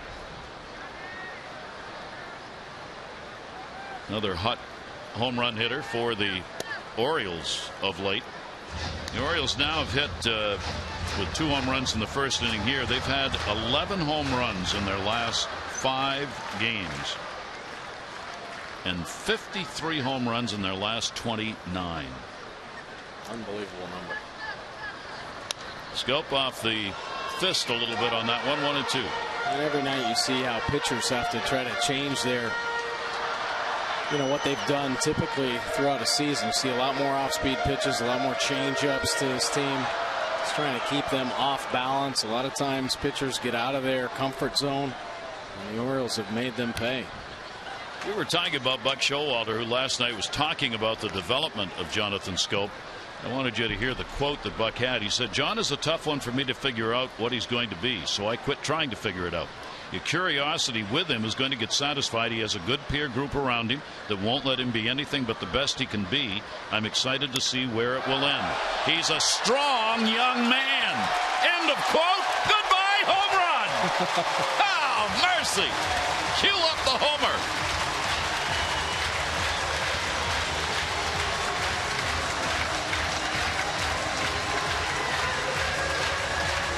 The kid is hot. Home run tear right now. 3 games in a row. 15th home run of the season for Scope. This one not quite the same distance his last 2 home runs had, but still very impressive. Tough pitch. And you see on the swing how strong Jonathan Scope is. How good his reaction time is. So the Orioles have another 3-homer ball game as they had last night. Take a look now. The breaking ball, he got buckled first pitch on about the same breaking ball. He gets the front foot down, keeps the hands back, and when he recognizes it in the zone, he lets it fly. And the Orioles go to a 7-2 lead in the ball game. 21-0 when they've had 3 or more home runs in a ball game. Those are the most games with 3 or more home runs in the majors. And Scope just continues to have people shaking their head on the bench. That'll go to second base. Santiago is there. He'll make the play. Markakis is retired, and here in the 4th inning, 2 down. With Jennifer Pasternak from Baltimore, she's not shaking her head. She's jumping up and down. Our Maryland Lottery contestant of the game, 500 for every home run hit. A lot of love right there. Jonathan Scope, like so many of the players, look to Nelson Cruz for his leadership and advice on hitting. I think a big reason, you talk about Buck Showalter had said about his peer group. Nelson Cruz a big part of that. His veteran leadership, keeping him calm. Seen him make the adjustments as the season has gone on, and he's really finding his swing. Boy, what a homestand for the Orioles in every way. De Aza goes after it. He'll put it in the air to right field, way up in the air. Rodriguez coming in. De Aza will be retired. But the Orioles will pick up a run on a hit. 3rd homer of the ball game, 15th of the year. Jonathan Scope gets it with 1 away, and it's a 7-2 game.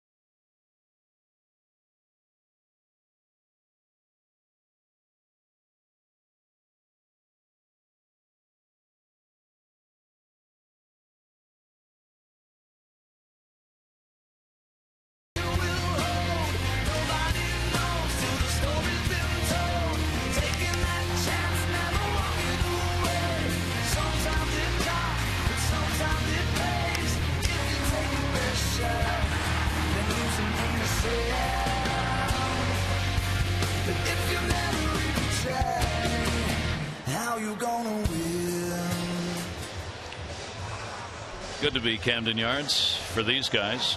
Hundley has delivered a homer, good for 3 RBIs. Cruz delivered a home run. Both came in the first. He's got 37, leading the majors. And now Jonathan Scoper's homered in 3 consecutive ball games for the first time in his career. 15 for Scope.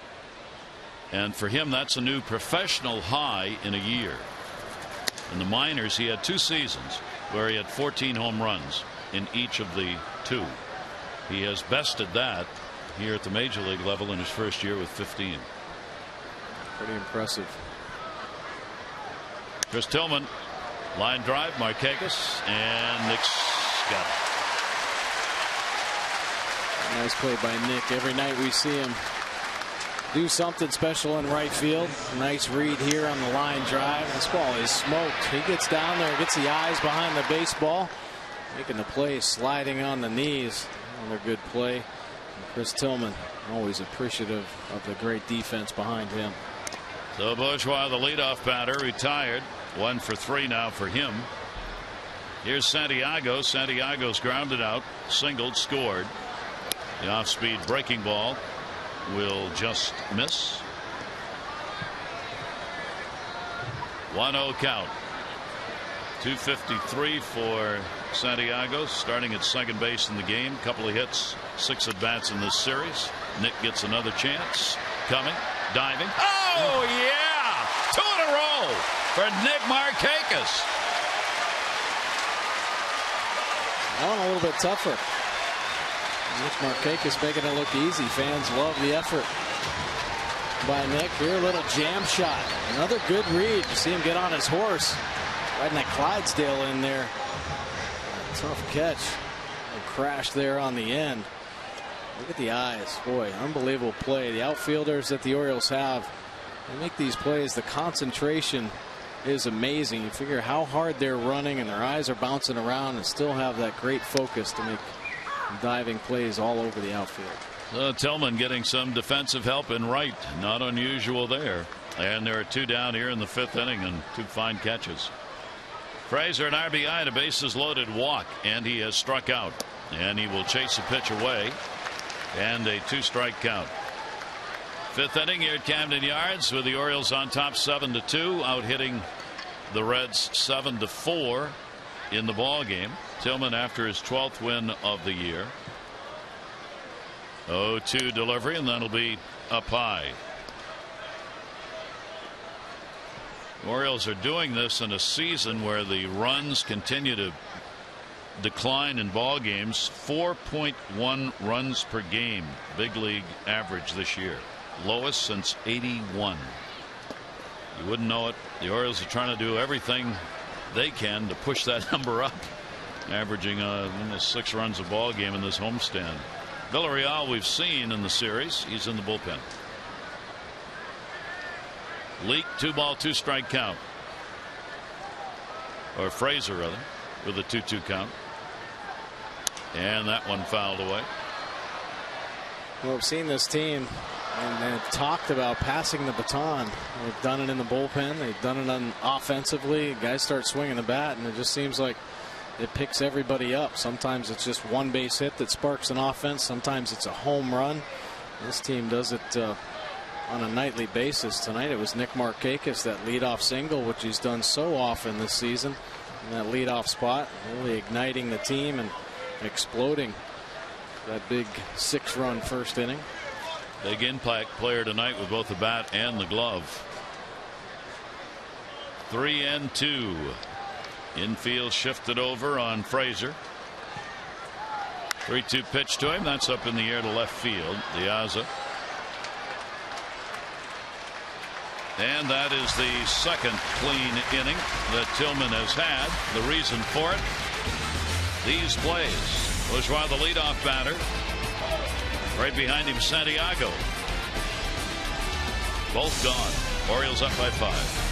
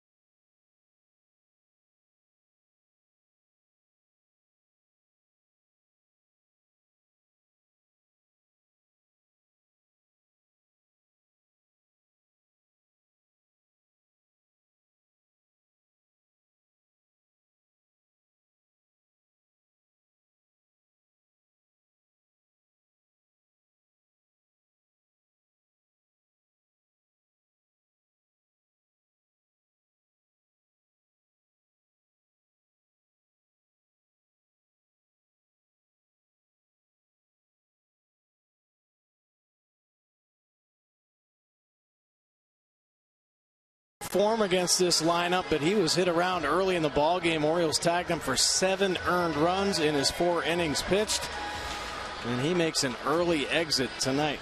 Now it's time for the M&T Bank call to the bullpen, brought to you by M&T Bank. When Baltimore succeeds, we all succeed. Oh, it's Pedro Villarreal out of the bullpen once again. The Orioles have seen him here in this series. Fastball 69% of the time, breaking ball 30%, occasional changeup just 1% of the time this season. Take a look at his numbers here. 3.38 in the 3 games he's pitched in. 5 1/3, 4 punch outs, a couple walks. Villarreal appeared in game 1, worked an inning, retired the 3 batters that he faced.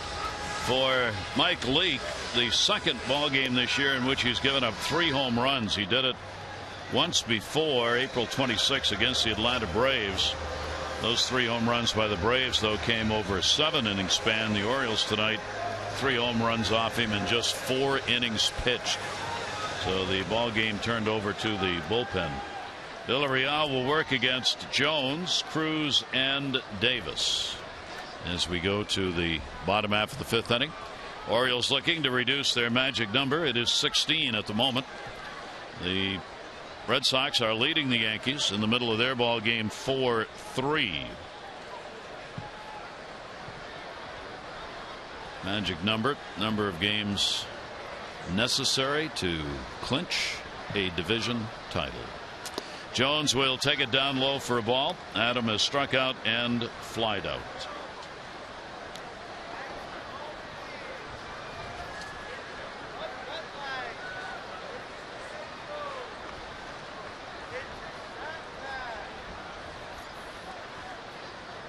Right-hander's 1-0 delivery, and that's taken for a strike. Villarreal also a call-up, but earlier he came up on the 21st of last month, 21st of August, for him to join the staff. Villarreal, this is his 2nd time up with the big club. Spent most of it at Louisville. Ball in the air to center, off the end of the bat. Bourgeois is there.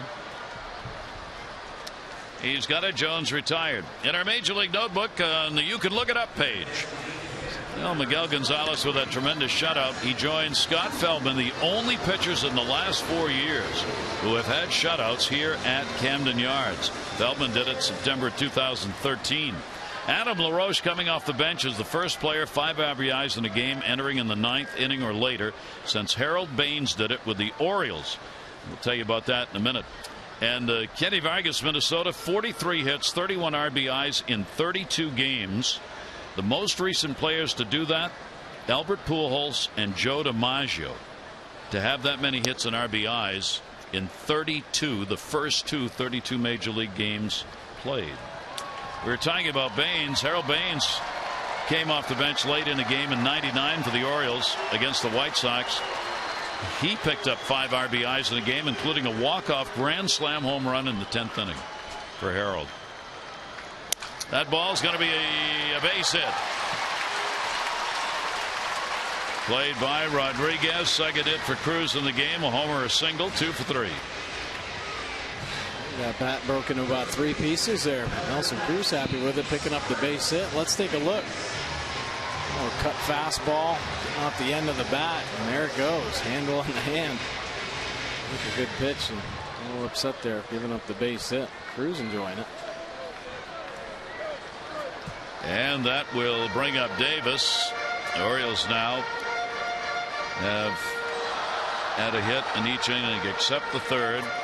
Second and 3rd. They were retired in order in the 2nd. 3rd inning picked up 1 base hit. 6 runs, 5 hits in the 1st. And continue to keep the offense rolling. Well, that's 7-2 lead.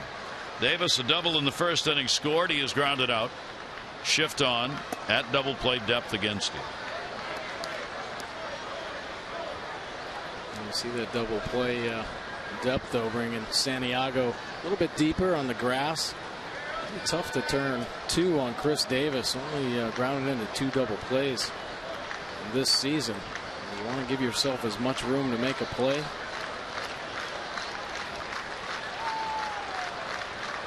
Throw over, no lead over there.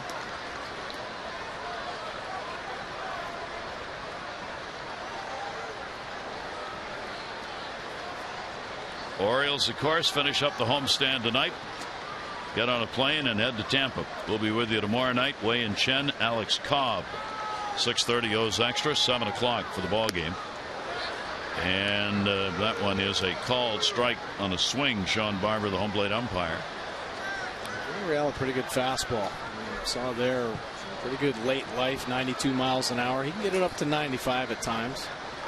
He'd mentioned he's had some time up here, up and down this season. Actually, the last few seasons, we've gotten a look at him.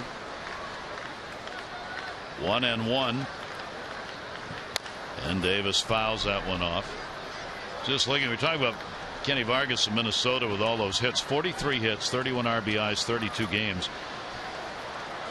He did that sort of thing against the Orioles when Minnesota played here at the end of August. He was 6 for 17, 2 RBIs in that series. He's a big kid. They kind of compare him to David Ortiz. Yeah. They call him Mini Poppy, actually. And switch hitter, good power, and he was raking. A couple good young players for the Twins. And the pitch will be taken by Davis. 2 balls, 2 strikes. Villarreal trying to hold the Orioles down and give the Reds a chance to get back into the ball game, but as we said, a mighty road after that 6-run first inning the Orioles put up. 3 scored by the Reds in the third. A bases loaded walk. Frazier, Mesoraco had a sac fly in that, and an RBI. Davis, he will walk away on that one. Villarreal will get the strikeout. Villarreal working the edge of the plate through this hole at bat, inside, up and away here, painting the fastball 93 miles an hour. Never leaving one pitch on the dish. Pretty good pitch there.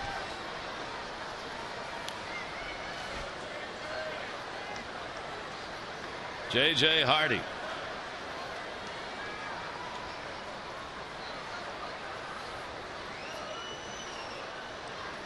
And the pitch will ride into him. That's where Leake was working him as well inside. Hardy, though, has picked up a walk, scored in the first inning, single in the third.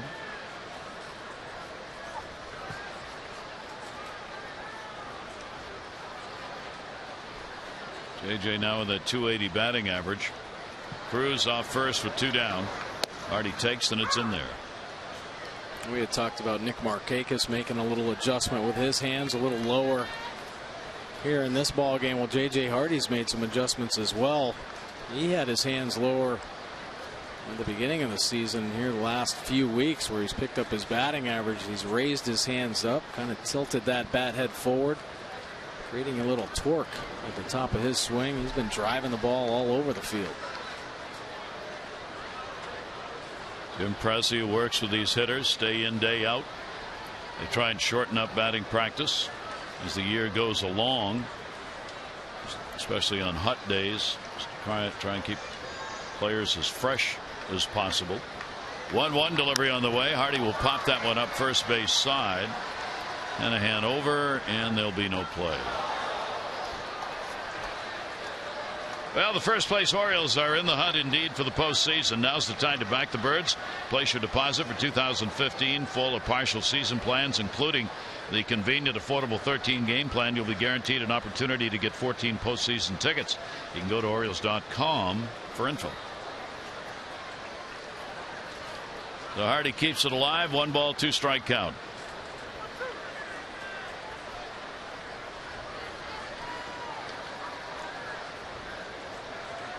A couple of throwovers with Cruz over there, but he hasn't been more than 2 steps at the most off the bag. 1-2 delivery on the way, and Hardy will chase and just hit it off the end. Foul ball. A little cut fastball. 86 miles an hour. See a lot of pitchers nowadays. A good 4-seam fastball, some 2-seam fastballs with the cut fastball. Just a little bit of movement, more on the lateral plane in the zone. The slider has a little dip at the end. It'll drop down. And that little cutter Holds a pretty good velocity, a little harder than a slider, maybe a little less velocity than the fastball, but just enough movement to try to keep it off the barrel. 1-2 delivery on the way. And a 2-ball, 2-strike count. 2-2 with 2 down.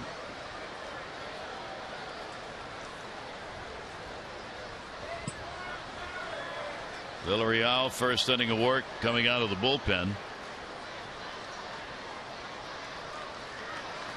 And he'll get the swing on the pitch that was up.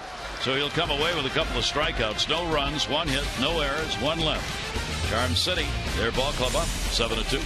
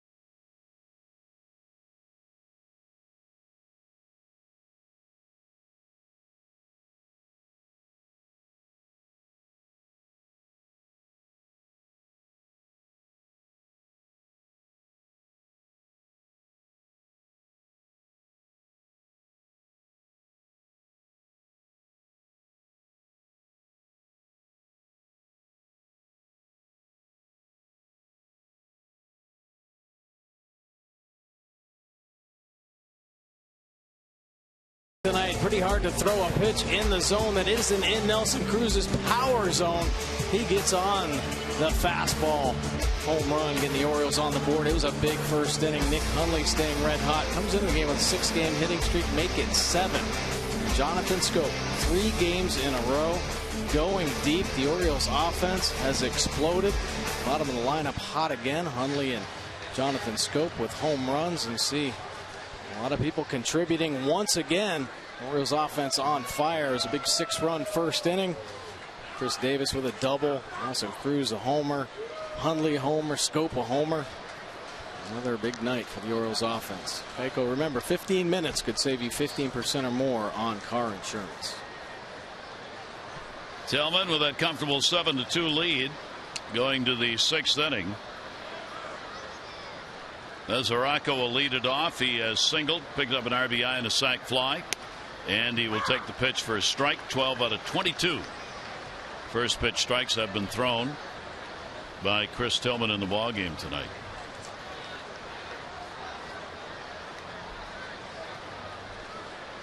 Oh, 1 infield shifted over, and that one's going to miss a little bit inside. 1 ball, 1 strike count. Limited number of games underway tonight, some affecting the pennant chase going on around baseball. 1-1 delivery on the way. Took a little bit off that and had him out in front of it. 1-2. Yeah, real good change. Probably his best one of the night. Kept it down in the zone. Pulled the string at 83 miles an hour. You see his out distribution: 5 strikeouts, 7 fly balls, 3 groundouts. Here's the 1-2 delivery to him. That'll be in the dirt.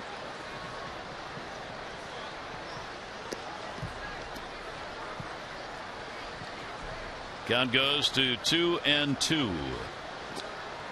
Chris, after the win against Cincinnati in his first outing in his career against them. 2-2 pitch into that one down the line. Will it stay fair? And goodbye, home run. Mesoraco has done that all season long for the Cincinnati Reds team. Put that one way up and out. 21 home runs. He's had some good swings in this series. He's just missed a couple long balls, but here, take a look at the Nissan pitch track. Hundley setting up down and away. This changeup riding back in. He pulls the hands tight. Gets that bat head out in front. Good job to keep that ball fair and deep. So a 7-3 ball game. First home run the Reds have had in the ball game tonight. Pitch will be up high. Lutz. Orioles bullpen. Brad Brock warming up. Tillman's had a so-so night. He would be the first to say this is not one of his better performances. It's been kind of a struggle to find the strike zone. Thrown a lot of pitches here, more than he'd like. Trying to find a pitch, and it's been that off-speed pitch, which has been his kind of go-to pitch in this game. Yeah, not the fastball command that we've seen. Really struggled to find that. Kind of up and down, but once again, I mean, this is what Chris Tillman is all about. There are nights when he does have command of all of his pitches, and then there are other nights it's not there. So you find a way, you compete, try to minimize the damage. He was tested back in the third inning. Had the bases loaded. He was only able to put 2 across the plate, and he found a way once again minimize that damage. 1 ball, 2 strike count. And does not get the call on that one. And the count goes to 2-2. The pitch looked like it was all over the plate. Hundley setting up away, though. Works itself back over. Didn't actually hit the spot, but it was all over that inner third. 2 ball, 2 strike count on Lutz. Rodriguez on deck and the pitch way outside. 18 home runs surrendered by Tillman on the year. 10 of those hit by right-handers. Gets a little bit too close here. Another run on the board, and they're really within striking distance. 3-2 delivery. And that one's going to be hit way up in the air to shallow center. Adam Jones, long time to wait, and he'll put it away. Well, we talk about the pennant chase games that are going on. Let's open our Major League notebook to that page. The Yankees, Martin Prado is out, a mild left hamstring strain. Took him out of the lineup yesterday, out again. He was one of their hot hitters, 381 over the last 16 games. Detroit now a game and a half back of Kansas City. Max Scherzer pitching at Cleveland tonight. His ERA in the last 3 games, 5.8. And the Cardinals, a 3-game lead over Milwaukee in the division. The 2 teams are playing tonight. Cardinals, Matt Holliday now leads the majors, 21 game-winning RBIs as the Cardinals in a big series against Milwaukee. Right now, Cardinals lead at 2-1 third inning. That one fought off. Rodriguez has struck out, it into a fielder's choice. And Chris Tillman up over 100 pitches, 101 right now. A couple good pitches here to Rodriguez, though. Another good breaking ball. 0-2 delivery, and he fouls it back in his major league debut, looking for a major league first in the ball game for Rodriguez.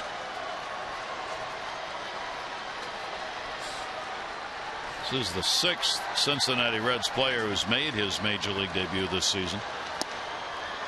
Pretty good eye, tough pitch, 1-2. Yeah, real good pitch from Tillman. Nice job laying off that by Rodriguez. See that location, down and away, just off the plate.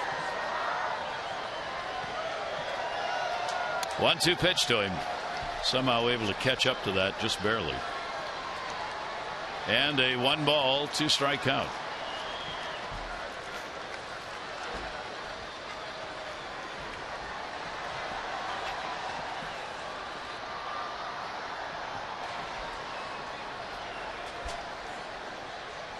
Rodriguez pops it up at the mound. That's Tilley's. He's got it. Let's take a look at the Orioles' upcoming schedule. Brought to you by the Krieger Eye Institute. From routine to the most specialized eye care, LifeBridge Health's Krieger Eye Institute handles it all. Call 410-601-2020 for a same-day appointment. Yeah, heading on down to Tampa to take on the Rays. Night game, 7 o'clock, and then Saturday, 1 o'clock on Fox, 1:30 on Sunday, and then it's off to Beantown to take on the Red Sox. That's a new look Red Sox. A lot of turnover on that team. A couple night games there Monday and Tuesday. 2 down, nobody on, strike taken. The Red Sox in last place right now. They're 20.5 games out. Tampa Bay's 5.5 games ahead of them out of the cellar. Foul back. Red Sox last to first to last. Unbelievable. Unbelievable. That is just amazing. 0-2 count. Tillman with 2 down, nobody on. Anaheim 0 for 2, strikeout flied out. Tillman started to leave, and well, he should. It's a strikeout. 6 Ks in the ball game. 1 run, 1 hit, no errors, nobody left. Mesoraco got the home run. Our due-ups brought to you by Mazda, Johnson, Hundley, and Scope.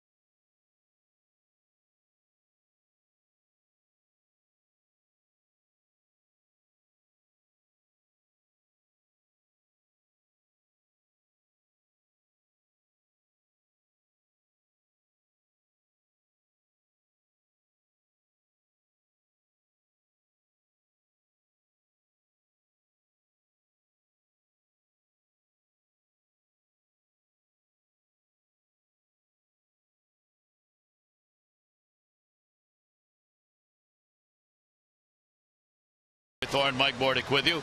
Oriole fans coming out to see this ball club and what it's doing here this season. They had to be in the seats early for this one, though, because the Orioles right through the lineup in the first inning. Yeah, pretty impressive. I mean, they have been a great team when they score first. Nick Markakis at the top of the order. He really got things going, and then the Thunder came along. Nelson Cruz, Nick Hundley, who's been red hot, and Jonathan Scope, 3 home runs. All 3 in this series, back-to-back games, and he's hitting the long ball very consistently. Looks good at the plate, but it is a consistent lineup right now. I mean, there is trouble all the way through. Really puts a lot of pressure on opposing pitchers. Everybody can do damage, and they prove it on a nightly basis. And it doesn't seem to matter who ends up out of the lineup. I mean, a couple of Oriole players not available right now who have recently not been available, and yet the Orioles just pound on. Yeah, they really do. I think this is contagious. I think players that come aboard, players that have been called up, new additions here like Kelly Johnson, they fit in because they feel the vibe that's going on this team. The excitement, the expectations of every at-bat. I mean, you sit in this Orioles dugout or in the stands or here in the booth and you become a fan of everything you watch. You expect so many great things, and they produce. I mean, they're leading all of baseball in home runs. They play exceptional defense. Every night there are great plays. So players step up their game that come aboard, and everybody has been a big part of it. Steve Pearce, of course, is not available right now, and he has been such an integral part of this season. Steve getting ready to get back in. He hopes to be back for the Tampa Bay series. Took a little BP today off the tee. Yeah, did a little tee work, feeling a little bit better. Hey, you'd think, hey, you really miss him, and of course they do. I mean, he has had an amazing year for the Orioles, both defensively and offensively. But guys fill into in the slot. I mean, not many. It's foul. Not many weak links. But it's nice when you can count on Steve Pearce, who has really played himself into an everyday type player. You can make more adjustments with your lineup. Kelly Johnson brought in to play some third base. Obviously can play second base as well. But Steve Pearce looks pretty healthy right there. Pretty animated. Enjoying it. He hopes to be back playing in Tampa Bay. Here's the 1-2 delivery on the way.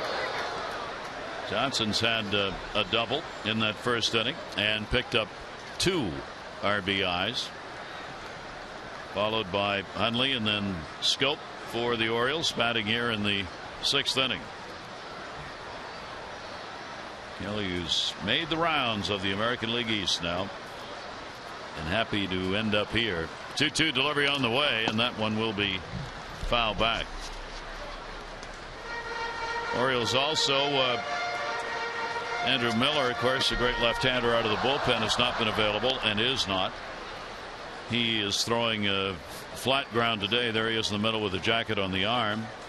Still concerned about a leg problem, whether it's a hammy or just a muscle pull, but not throwing off the mound. Yeah, they definitely need to be careful with him. I'll tell you, when the 3 guys at the back end of the bullpen are rolling, it's as dominant as you're going to see in the game. Andrew Miller, Darren O'Day, and Zach Britton. There they are, all lined up. And that is quite a threesome. Really complement each other well. Andrew Miller, the big tall lefty with that steps across his body, that kind of 3/4 delivery, very effective on lefties and righties. With Darren O'Day, the side armor from the right side, incredible numbers. And Zach Britton, well, you talk about stepping up. He was given that closer role and he has not looked back. He is a dominant closer in the game right now, over 30 saves. Pretty impressive group. I mean, the whole bullpen has had an outstanding year. But these 3 guys, they shorten up a ball game.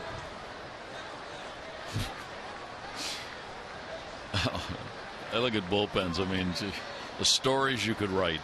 Yeah. 3-ball, 2 strikeout on Kelly Johnson, and the pitch just missed inside.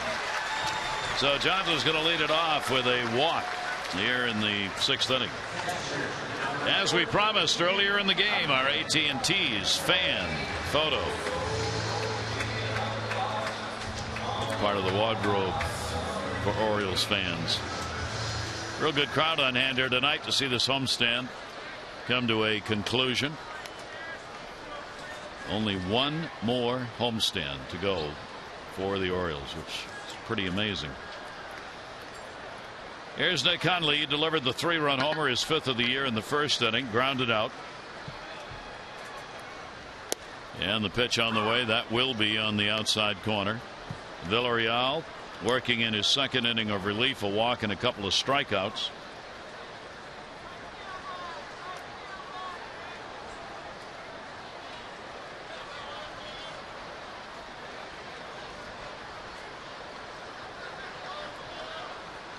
Runner off first in the 0-1, and that's in the air to right field, back near the wall. Catch will be made by Rodriguez. Johnson halfway goes back. Hundley is retired, bidding for a long ball the other way. Here is Jonathan Scope, and our Lexus of Towson drives of the game. Yeah, Jonathan Scope, a great series. Catches the Reds bullpen not once but twice with a blast, and then tonight's ball game gets on a curveball. Get late deep down the left field line. A celebration in that Orioles dugout. Our drive of the game brought to you by Lexus of Towson, the area's #1 Lexus dealer. Come see why at lexusoftowson.com. So Scope with 15 homers, 43 RBIs, 1 for 2 in the ball game. Pretty impressive output there for a rookie. Take a look at the home runs in 3 straight games. Youngest Orioles since 1954. LaFerry in 65, Powell in 64, Powell again in 64, and Jonathan Scope, 22 years, 323 days old. Unbelievable accomplishment for the young players. Outside corner strike at the knees thrown by Villarreal. Nick Markakis is waiting on deck. The Orioles, with the 3 home runs in this ball game, now have hit a major league leading 97 home runs in their home ballpark. No other team in the majors has that many home runs in their home yard. 0-1. Kelly Johnson off first. There he goes. Hit and run. Tried to drive it through that second base hole that had been vacated. Fouled it back. 0-2. Johnson showing some pretty good speed right there.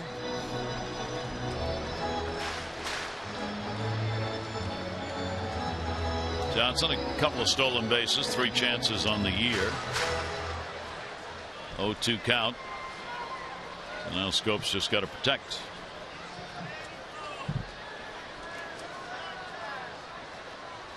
Cardinals still leading Milwaukee 3-1 in their ball game. Cardinals are one of those teams year after year. Things get towards the end, they somehow find a way. Runner goes, throw, and got him. Wow. A very tough throw for Barnhart, who had to do it over the hitter. Literally, and still got it there. If he hadn't gotten the out, I think he would have called interference. Yeah, well, Johnson, you see him taking a quick look in. Well, Barnhart got tied up on the exchange. He had to like throw it right from his ear. See the tag. Did he get it? Yeah, I guess he got him on the back leg before the front foot got into the base. Pretty impressive throw by Barnhart. Barnhart limited times behind the plate. Shows a solid arm. Talked about the fact he's a great defensive catcher. Strikeout will be recorded there. So only 3 up in the inning. We've now completed 6, and the Orioles lead at 7-3.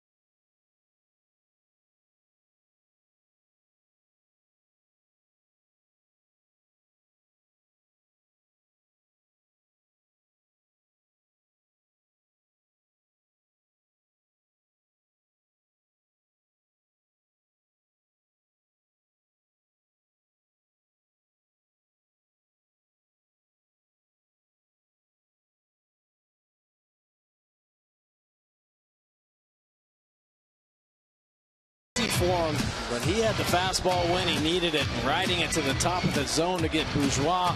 Power hitter Frazier going down on a high fastball. Another one there. Chase out of the zone by Lutz. Painting that outside corner.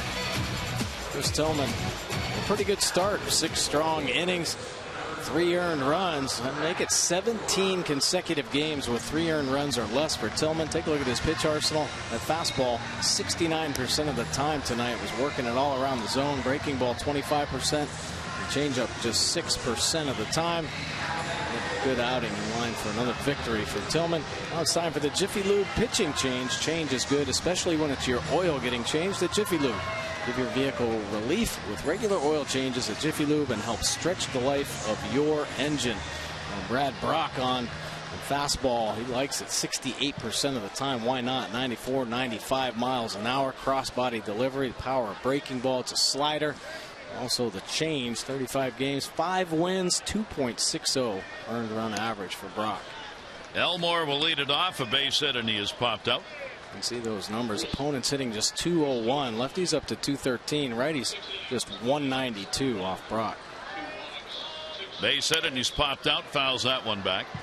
So for Tillman, he's now allowed 3 earned runs or less in 17 straight starts. And if you include the numbers tonight for Tillman, a 2.26 ERA over the last 17 games. And here at home, he continues the streak. He hasn't given up more than 3 in a home start this year. That's 16 starts. Tillman's ERA now at Camden Yards is 2.62 this season. It's amazing numbers for the starter Chris Tillman, who leaves with a chance to win his 12th.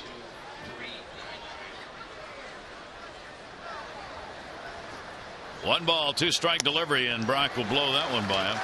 Starts with a K. I'll tell you what, Brad Brock has been on fire out of this Orioles bullpen. 93-mile-an-hour fastball on the outside corner, the cross body. He gets more swing and misses than I've seen from a reliever. This stuff is nasty. Over his last 16 outings, 16 strikeouts, 1.06 earned run average. And a swing and a miss. Barnhart. Tucker Barnhart at the plate. Bullpen active, as Villarreal has worked a couple. So he'll probably be coming out here, and they'll go through the rest of the ball game. Pitch and way inside. Gets away. Did not hit him, however. Barnhart walked and scored in the 3rd. He also has grounded out. Tucker Barnhart up with the club a few times this year. He had 10 starts prior to tonight in 5 different times called up by the Reds. That's going to be a base hit. And Barnhart is on with a single. Markakis will play it back in. And here in the 7th inning, 1 on, 1 down. Let's take a look at this date in baseball history. 1969, the Orioles hit 3 straight home runs in the 9th inning and would go on to defeat the Tigers in that ball game in 1969. And the Orioles on this date in 1997 led the Yankees by 7.5 games. They were on their way, of course, to a division title. The record 86-51 on this date in 1997. Those home runs hit by the Orioles in that 69 game came against the Detroit Tigers. Frank Robinson, Boog Powell, and Brooks Robinson, and they got them off Earl Wilson to tie the ball game up in Detroit. And then the Orioles would go on to win it later in the game. Home runs then, home runs now. Bourgeois, leadoff batter. He was robbed of a hit last time up. Markakis, a fine catch on him in right. He's picked up a single and is struck out. Rick showing why he's a Gold Glove right fielder. In this series, some pretty spectacular plays. Robbed a home run. Nice diving plays here in this ball game.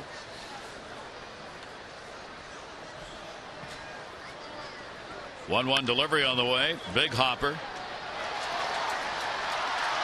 Ball will get away.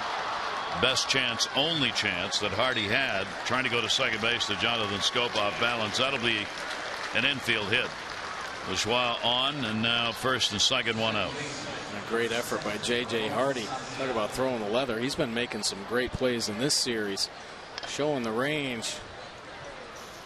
Look at the outstretched glove. J.J. Hardy takes the step, the turn, the strong throw. And Jonathan Scope doing all he can to reach out there and make that play like a first baseman. Just can't come up with it. So again, the Reds get a chance.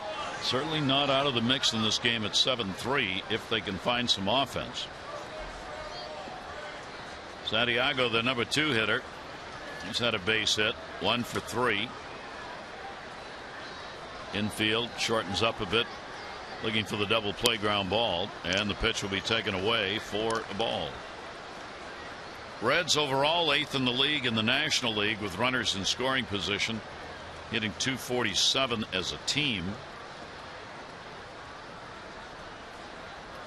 Only 1 out here. Base hit would change the complexion of the game. That'll miss inside, and a 2-0 count. Trying to go with the change there. Just missing down in the zone. Nice job by Santiago to hold up. Pretty tough pitch. You figure as a hitter you have to really gear up to catch up to his 95-mile-an-hour fastball. Tommy Hunter now getting loose, walking around anyway out in the Orioles bullpen.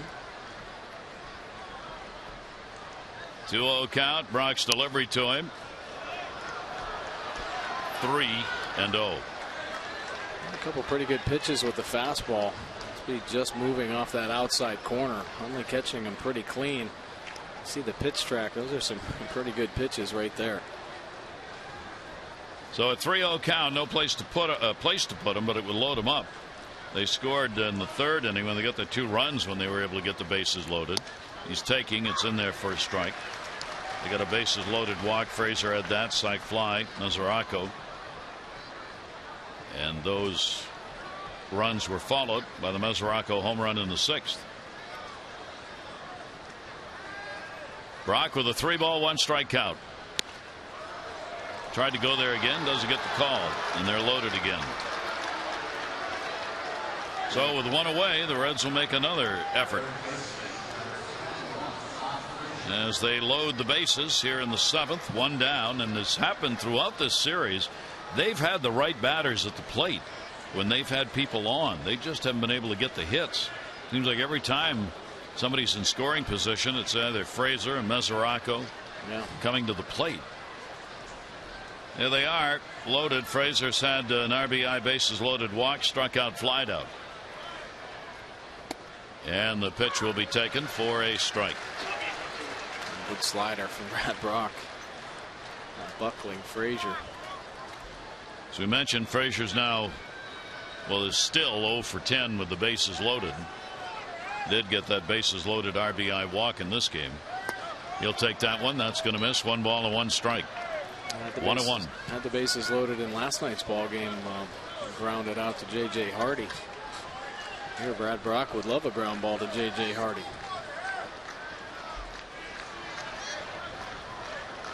Infield back for 2. Here's the 1-1 delivery. And the count goes to 2-1.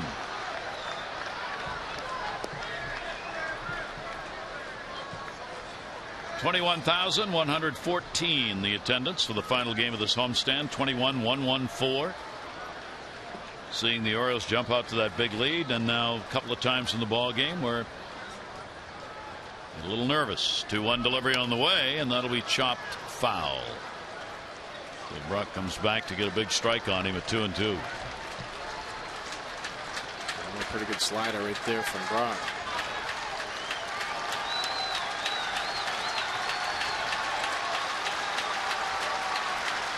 Frazier, their leader in most at bats with the runner in scoring position, over 130, hitting .241 in these situations. 2-2, 1 down. And Frazier goes down. Brock gets his second strikeout. He reaches back and comes with some cheese here. 95 miles an hour. Pretty good sliders in this at bat, and here lets it fly. Great location. Up and on the outer third. Good pitch. Frazier's struggles continue with the bases loaded. So now 2 down. Mesoraco up. He got the sac fly in the 3rd inning with the bases loaded. A home run is 21st in the 6th. And he will take the pitch away for a ball. So Brock trying to work his way out of this one with the sacks full and only 1 down. Now 2 down.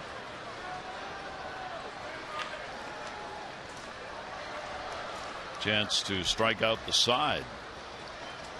Here's the 1-0 pitch, and that's taken away. 2-0.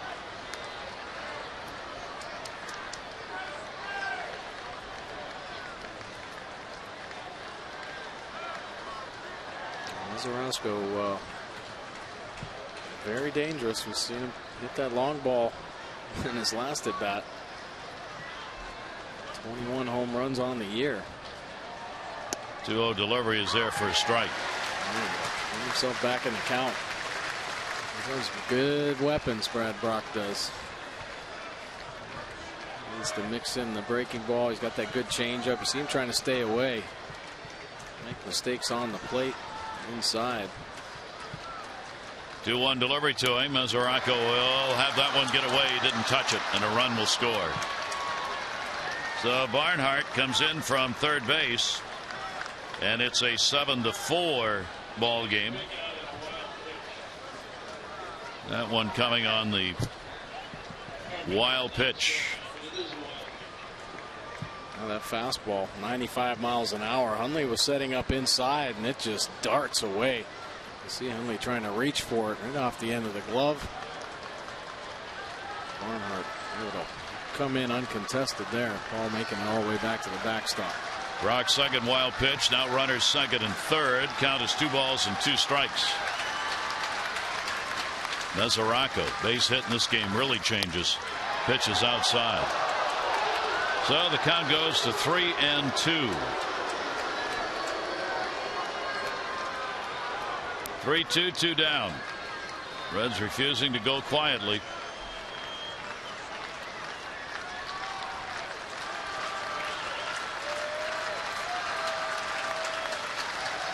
Full count delivery, fouled off. Do it again. Mesoraco, at least for the moment, loses his chance to set a club record. We told you he's got 3 grand slams this season. That is a single season high for the Reds, ties a high for the ball club. Had another chance there until that wild pitch. 3-2 count.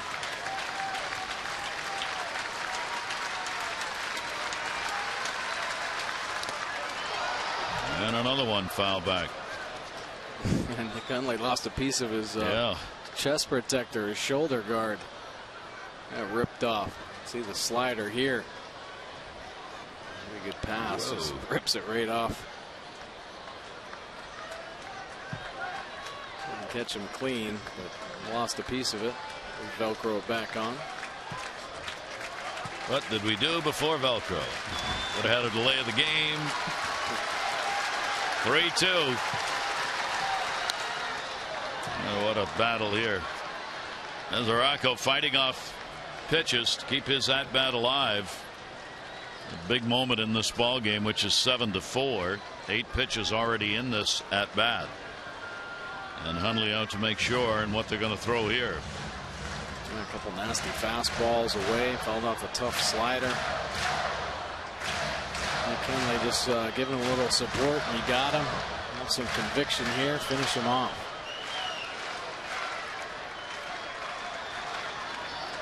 Bourgeois third, Santiago second. 3-2 delivery again. And drilled in the air to left field. Over. It's going to fall in. It will roll to the wall. Bourgeois will score. Santiago will score. It is a double. Mesoraco, a 4 RBI ball game, and this is now a 1-run game. That'll bring Buck Showalter out of the dugout. Pretty good at bat by Mesoraco. Pretty good game he's having. Well, a great comeback by the Reds and the Orioles, as happened in game 1. See a substantial lead disappear. Tommy Hunter out of the bullpen.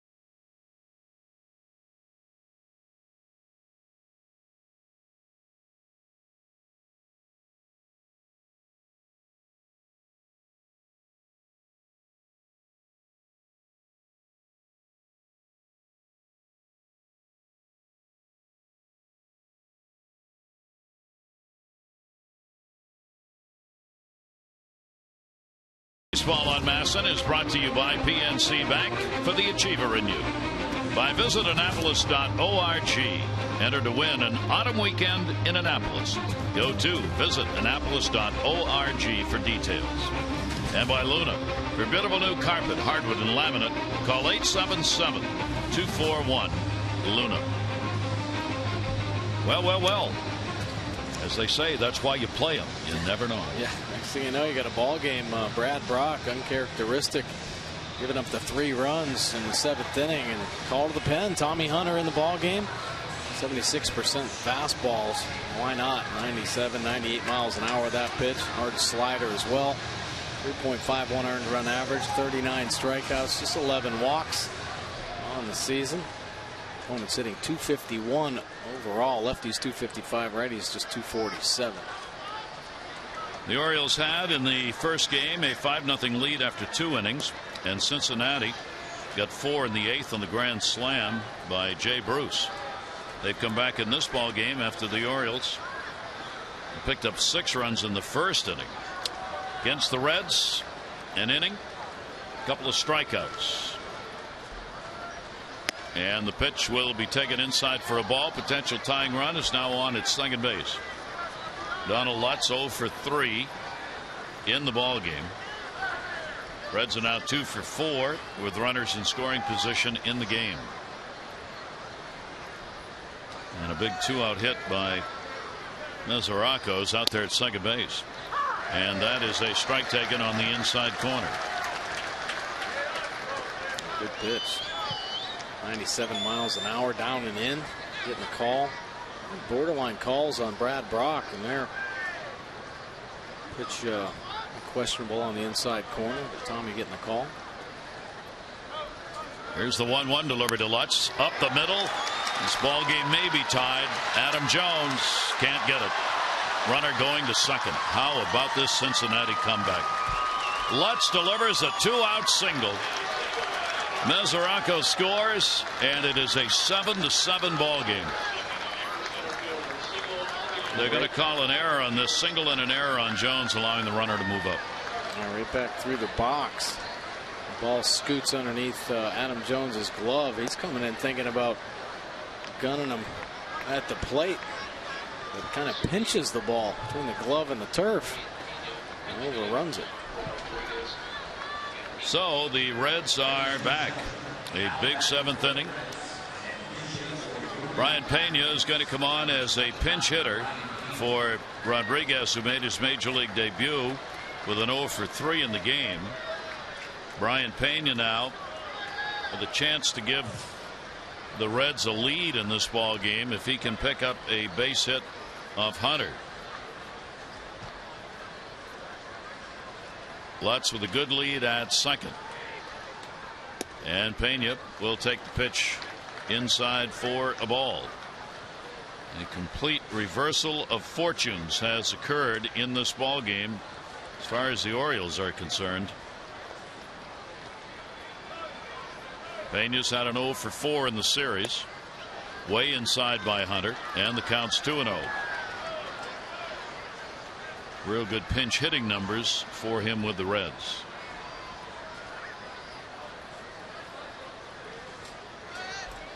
Pena's had a 152 lifetime average against the Orioles. 14 games he's played against the O's. Here's the 2-0 delivery to him. Pena right back to the mound. Hunter's got it and will make the underhanded flip to first base to record the out. But damage done. A big 4-run 7th inning has tied this ball game up. 7th inning stretch time at Camden Yards.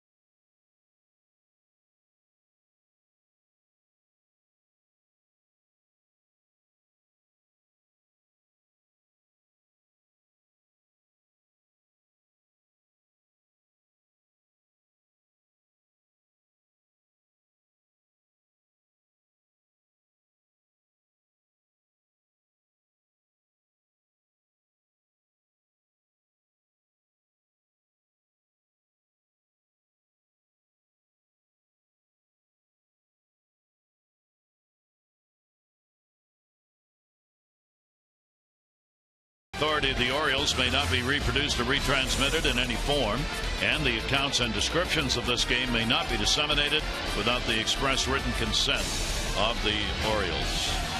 Gary Thorne and Mike Bordick back here at Camden Yards, and a ball game that is now 7-7.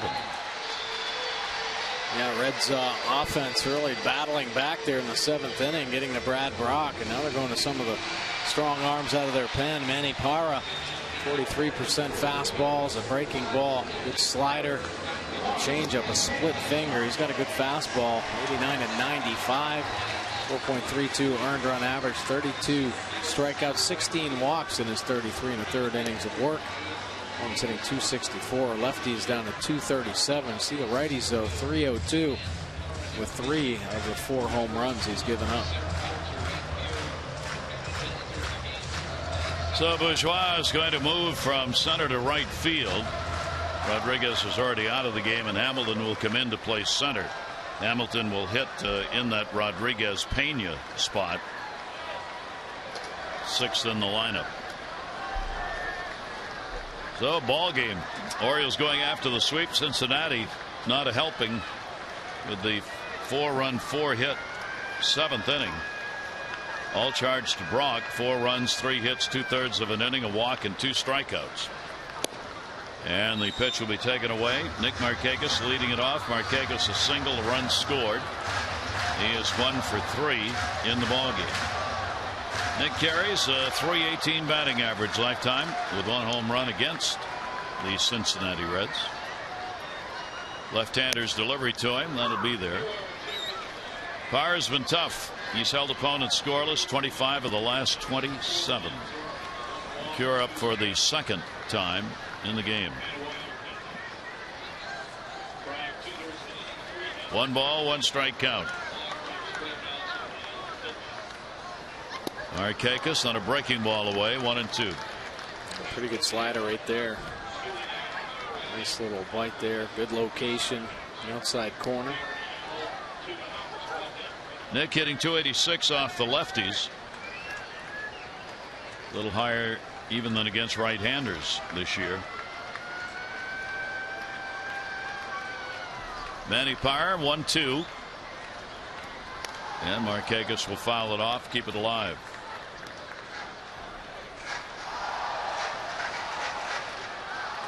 So a ball game in which the Orioles have delivered 3 home runs, and it's still not enough. Brian Price's ball club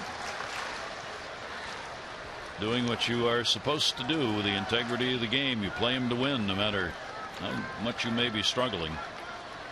And he's made the changes here to put his best defense out there, getting Hamilton out into center field.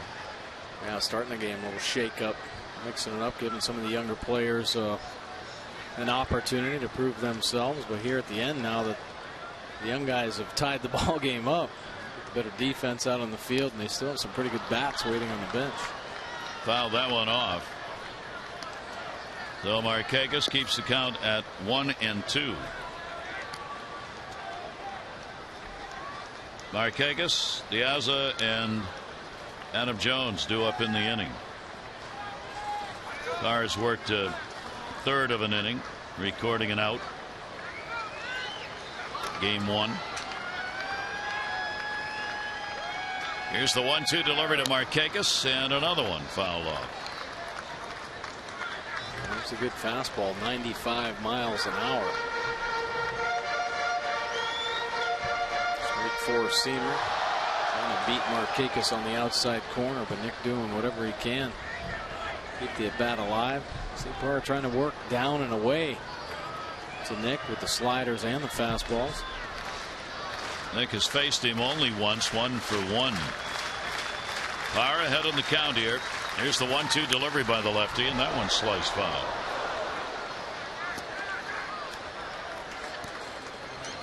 "31-year-old veteran left-hander trying to find an out here with Cincinnati last year.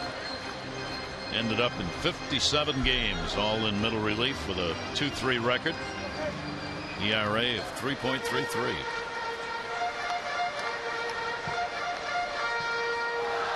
Parra waiting for Markakis to get back in with the 1-2. Tampa Bay tomorrow night On the air at 6:30 O's Extra, 7 o'clock the ball game. Wei and Chen, Alex Cobb. Scheduled starters. Masson 2 HD. Here's the 1-2 delivery. That's a base hit the other way. Nick Markakis will make the big turn. Lutz will hold him to a single, and again Nick Markakis, leading off an inning, delivers the base hit. And a great at bat by Nick Markakis, and Parra is to the well one too many times, trying to work that spot down and away. And Nick Markakis so adept at going the other way, just shoots it by the third baseman. A beautiful piece of hitting by Markakis. So a potential go-ahead run is on here in the bottom of the 7th inning. De Aza coming up, hitting only 105 against left-handers. Frazier will move in at third base. Jones on deck. Does square around to bunt, or at least showed that on the throw over to first base. Daz has had a couple of sacrifices when playing with the White Sox this year.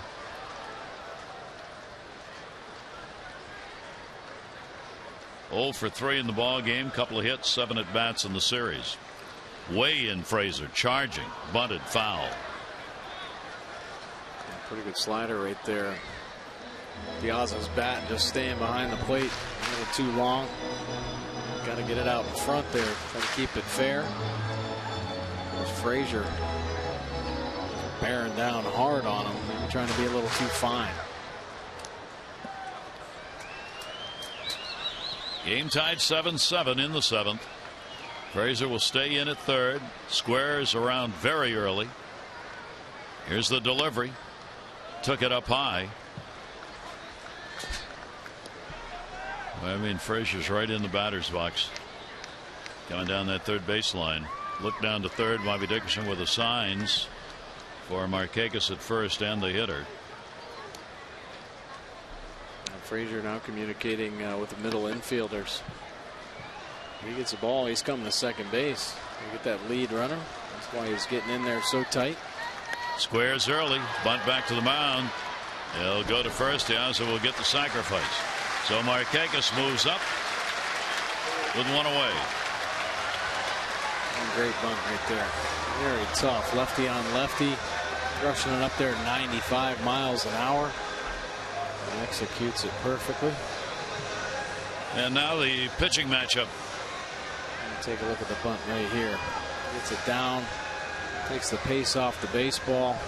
Catcher Haller's first base. Markakis in scoring position. Adam Jones with the 3rd best average in the league against left-handers won't get to see a left-hander. Right-hander out of the pen here. Potential go-ahead run on.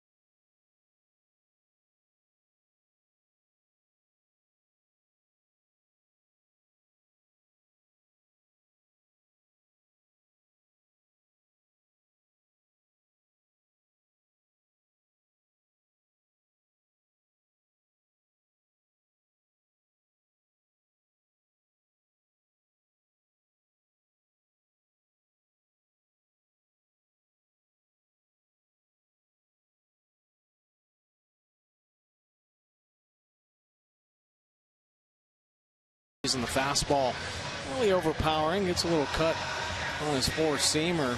87, 90 miles an hour. Breaking ball. Got a curveball and a slider. Likes his curveball a little bit better, and then the changeup. 51 games this season, 3.69 earned run average, 40 punch-outs to 18 walks. He has 46 in the third innings of work. The opponent's batting average up to 294. Lefties, though, is 228. The righties, 347. Couple home runs. Veteran pitcher, 30 years old now. Last year went 2-1 in 63 ball games, had one save. Pitcher worked at just about an inning every time out of the pen, obviously mostly in the middle of that lineup. Has been with Cincinnati throughout his career. There's Markakis, potential go-ahead on at second base. Adam Jones coming up, 0 for 3, couple of fly ball outs, and he is struck out. Orioles are 2 for 2 with runners in scoring position in the game. And Adam Jones, 319 in these situations on the year. As Nick gets ready to go at second. One down, ball game tied, 7 apiece. Runner will be held tight at second. Santiago moving in on Markakis. Jones will take the pitch, and it will miss down low for a ball.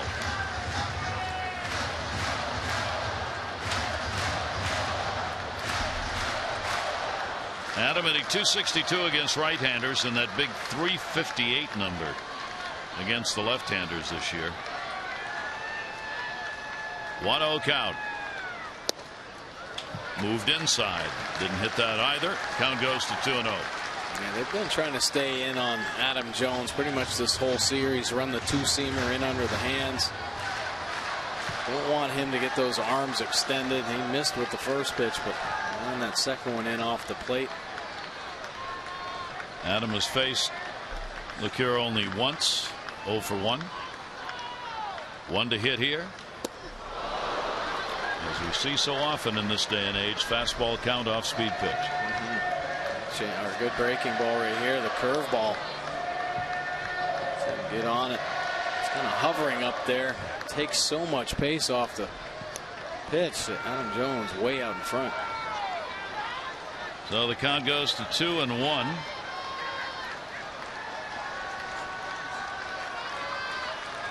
Jonathan Scope, a home run that came in the 4th inning. The last run the Orioles had put on the board. 6 in the 1st inning. And the 2-1 delivery. LeCure's pitch into left field, base hit. Markakis will stop at third. Lutz gets it into the cutoff man. And the Orioles move it along. Base hit for Jones. 1st and 3rd and 1 out. Good piece of hitting right there by Adam Jones. The pitch down in the zone. It's a bat head on it. It's 88 miles an hour. Just finds a hole there. 5-6 hole. I see Nick Markakis at second getting the read. Sees it through. Dickerson holding him up there. Keep the pressure on. Bopper's coming up. That'll bring up Nelson Cruz. One of the 3 home runs the Orioles have is Major League leading 37th in the 1st inning. 2 RBIs, drove in Markakis ahead of him. Now trying to get the go-ahead in. LeCure will be looking for the ground ball or strikeout. Nelson Cruz waiting on it, and the pitch is a ball. Take a look at Nelson Cruz's home run. It's a mistake up in the zone from Leake. Nelson Cruz, when he's hot, he does not miss mistakes, and he's been rolling here recently. Great start to September for him. He's 6 for 14 with 2 home runs so far this month. 1-0 count. Runners off 1st and 3rd. Jones back to the bag.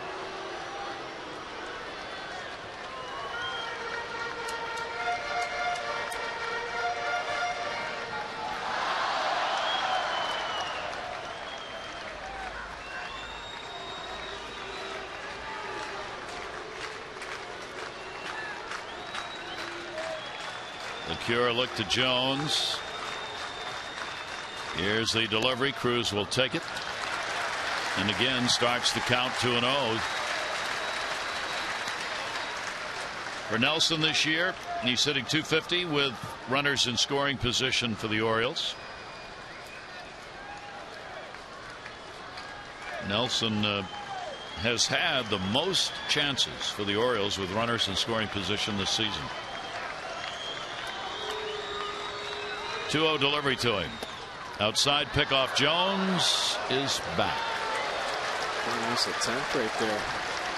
Well, we see why Barnhart's been credited as being their most defensive catcher in their organization. He's shown it a couple of times here in the game. He got an arm. Jones bouncing out, a good secondary lead. Barnhart recognizing that. Quick snap throw down. In the process, though, Cruz has got a 3-0 count.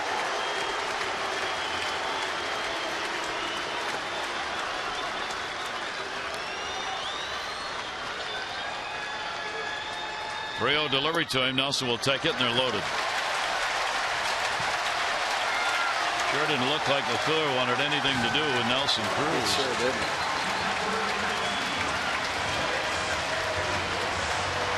Orioles' third walk of the ball game. So the bases are loaded here in the 7th with the game tied. Chris Davis coming up. He has doubled, scored, grounded out, called out on strikes. One of the most difficult in the American League to get a double playoff. One, because he's a fly ball hitter. Two, because he strikes out a lot. 4 grand slams in his career. He's got Markakis, Jones, and Cruz with the shift on against him. LeClaire looking for the setup. It'll be low and away, and that's where the ball was. Pretty good changeup right there. Jumbo Diaz. Game for the bullpens.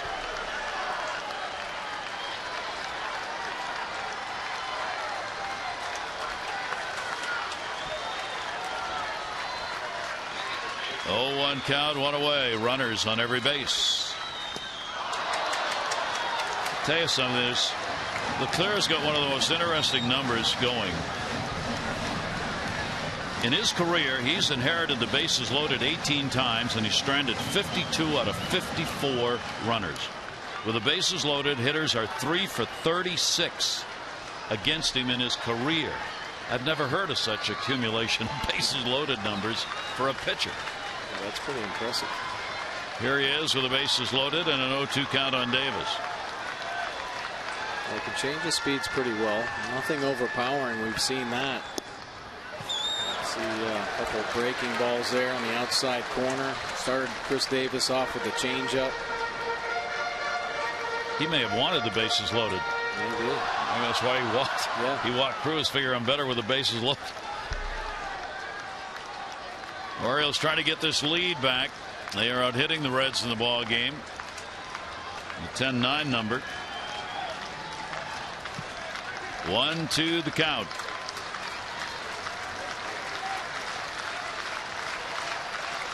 And timeout asked for. Barnhart wanted it.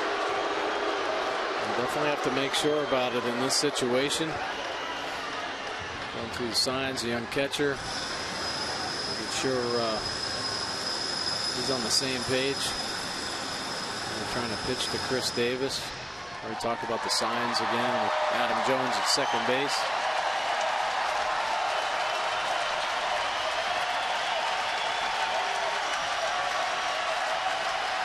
Look at Chris Davis's power zone. That's where he was looking. Now with 2 strikes, has to expand a little bit to protect. 1-2 delivery will be down low. Barnhart with a nice stop.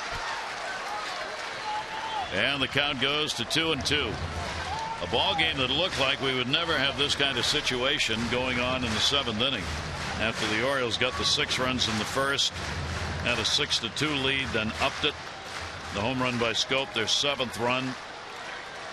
7-2, 7-3, and then that 4-run 7th inning for Cincinnati, tying the ball game up. 2 balls and 2 strikes on Davis. 1 down, bases loaded. Chris takes, and he's gone. Didn't like the call. says so.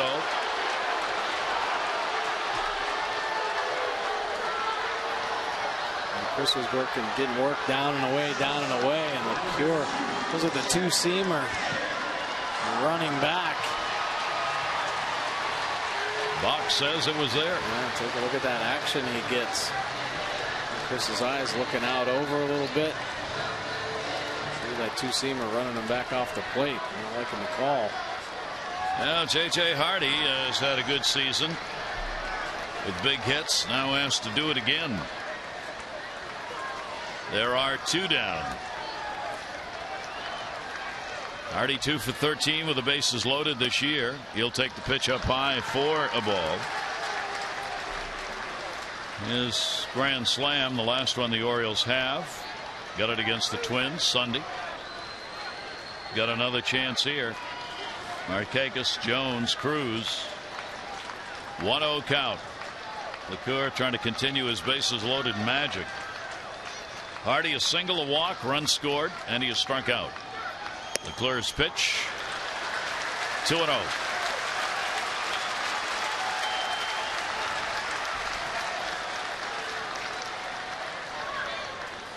This might be what he likes to do, fall behind and then get a hitter to get a little bit over aggressive. I'm seeing his off-speed pitches, good breaking ball. His curveball probably his best secondary pitch.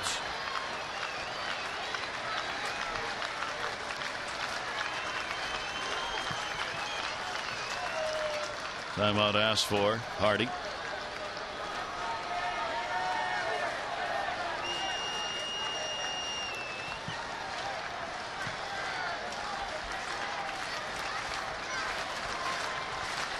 Two singles and a walk, loading him up.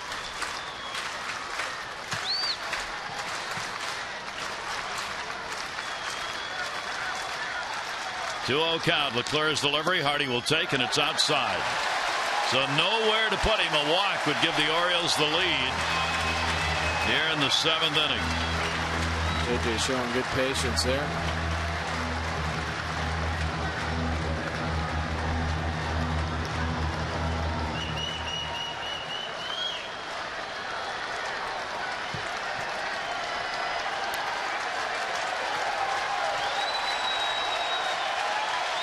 Delivery. Hardy takes. It's a strike.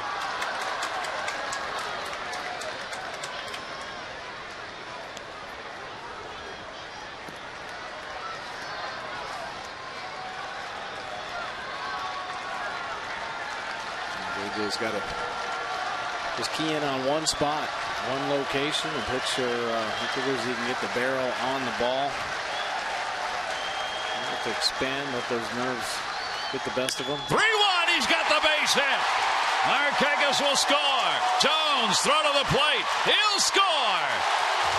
And a 2-out, bases loaded, single, and a 9-7 Orioles lead.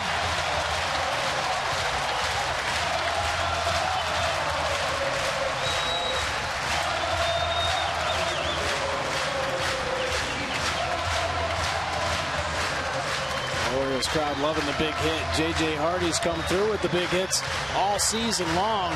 Great numbers with runners in scoring position. Gets himself in a 3-1 count. The elevated fastball. He gets on it. Hammers it to left field with the bases loaded. Adam Jones hustling on in.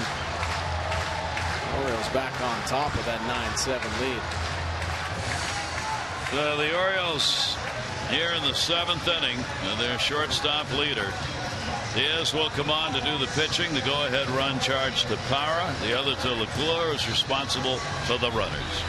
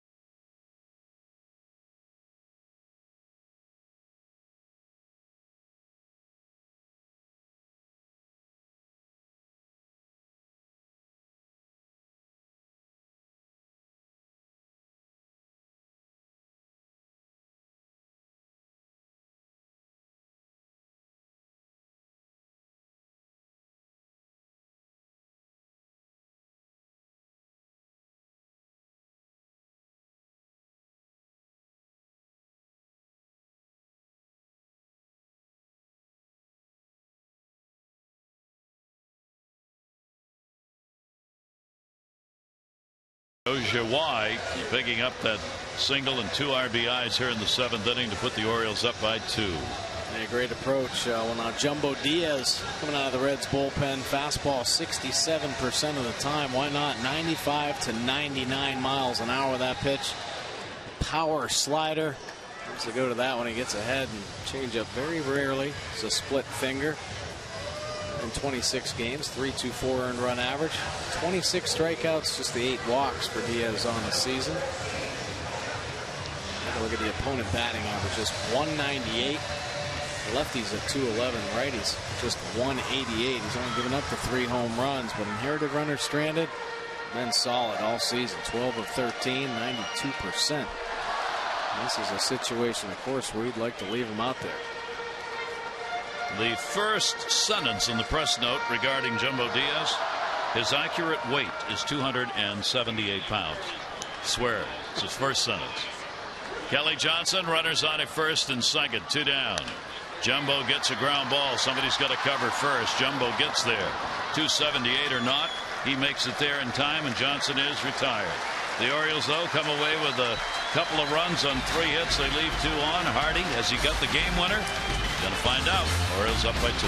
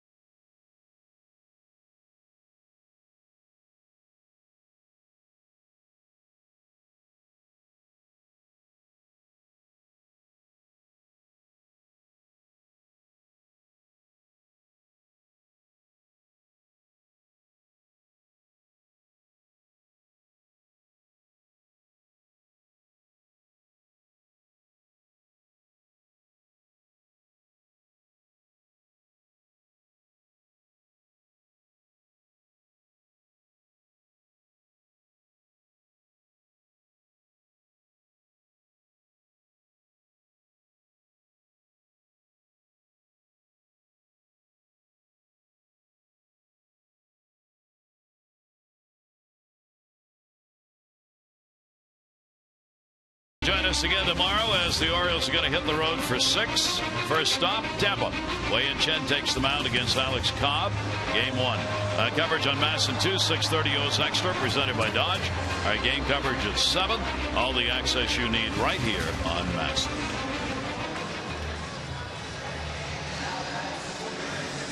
Starry night. And it is. Beautiful night. Ryan Flaherty in at third. Kelly Johnson out, defensive replacement for the Orioles. J.J. Hardy, the hero again. Clutch hitting. Best on the team with the runners in scoring position. So it makes Tommy Hunter the pitcher of record on the winning side. Parra, for the moment at least, on the losing side for the Reds. Jack Anaheim will lead it off, the only Red who did not hit in the 7th inning. Hunter's pitch to him. That'll be taken inside for a ball. Anaheim has not had a hit in the series, 0 for 4. Bottom third of the order due up for Cincinnati. Hunter came on, gave up a single, and got the final out in that 7th inning. No runs charged to him. Orioles get lefty righty going. Evan Meek, Brian Mattis.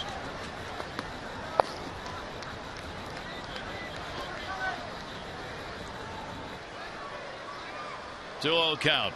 This has been a real battle in this one. The ball put up in the air towards the gap. Everybody racing. That's going to fall in. Hits right off the base of the wall. Hanahan will go into second base. A leadoff double here in the 8th inning, and the Reds will get the potential tying run to the plate. Well, Hanahan finds himself in a good hitter's count. Tommy Hunter aggressive with the fastball. And he leans on this one, driving it deep into the right center gap. See, it just kind of gets stuck there at the bottom of the wall. Easy double. Both teams now double digits in hits for the Orioles, 11 and 10 for the Reds. Jake Elmore, a single, 1 for 3.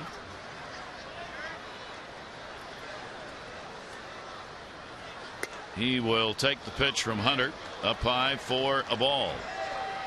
There you see tonight, 3 for 6 for the Reds, 4 for 6 for the Orioles. Elmore, their shortstop.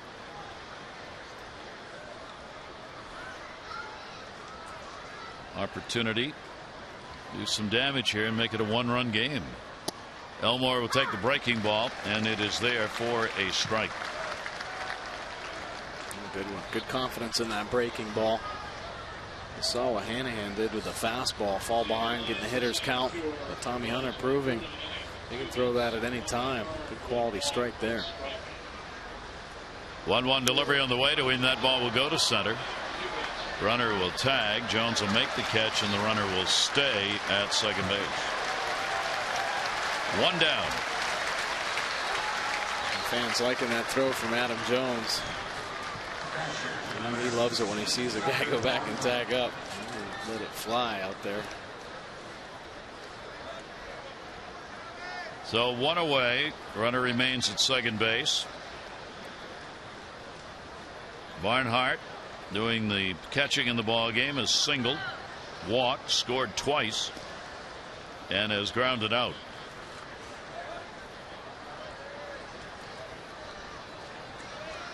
One down and 1 on. Tommy Hunter's delivery to him. Barnhart hesitated and couldn't pull the trigger on it. It's there for a strike. That's a good breaking ball. And Tommy Hunter, of course, one-time starter, so he's got the full arsenal of pitches. But hitters have to gear up, catch up to 95 plus, and he's consistently over 95. There you go, rushing in there 98 miles an hour. So a little bend can lock a guy up and a hitter in a fastball count. First major league action. Tucker Barnhart this season, 262 career hitter, minors. Not a power hitter. 1 ball, 1 strike count. Hunter's delivery to him. 1-2. A good breaking ball.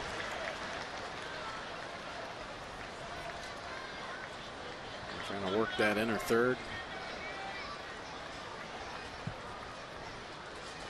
Barnhart 1-2, 1 away. Pretty good lead at second. Barnhart will foul that one back. Been a gap hitter in his minor league career, picking up pretty good doubles numbers. Now they'll see whether or not he can get it done at the major league level.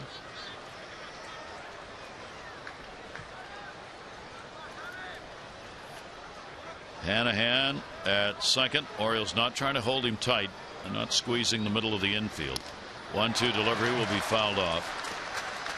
And the count will stay at 1-2. A good try. Nice tight slider here. Biting down and in. Almost got it underneath the bat head. Barnhart, good job just to get a piece of that pitch.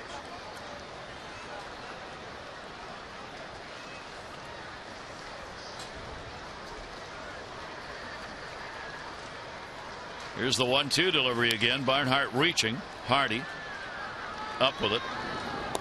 Gets the out. Runner moves up, but there are 2 down here in the 8th inning. J.J. Hardy making the play look easy. Seen a lot of shortstops run through that play, one-hand it, throw it off balance, but J.J. good job cutting down the distance quick, sets his feet. Quick feet, strong throw. Very consistent, making plays efficient. Jason Bourgeois, leadoff batter. 2 singles, 2 runs scored, 2 for 4. Could have had another hit, but for a fine play by Nick Markakis in the 5th inning.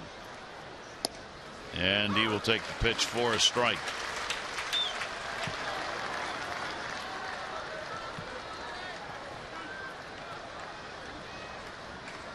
4 home runs at AAA this year. 24 stolen bases. Down to third, short hop. Nice play by Flaherty. He's got it. Hunter works out of it despite a leadoff double. No runs, 1 hit, no errors, 1 left on. Bottom of the 8th coming up. Orioles lead is 2.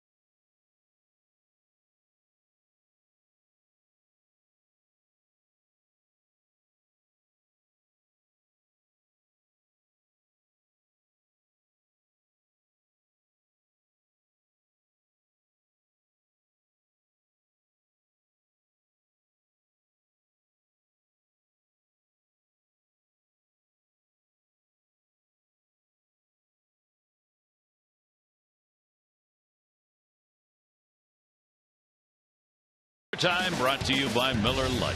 Well, J.J. Hardy coming up in a clutch situation once again. 3-1 count. He gets on the fastball, driving in Markakis and Adam Jones. J.J. Hardy, .354 batting average with runners in scoring position. Camden Yards coming to life. 9-7 lead, and the Orioles bat here in the bottom half of the 8th inning. Hundley, Scope, and Nick Markakis will be due up. Jumbo Diaz coming on to get the final out in the 7th inning, and will stay on here.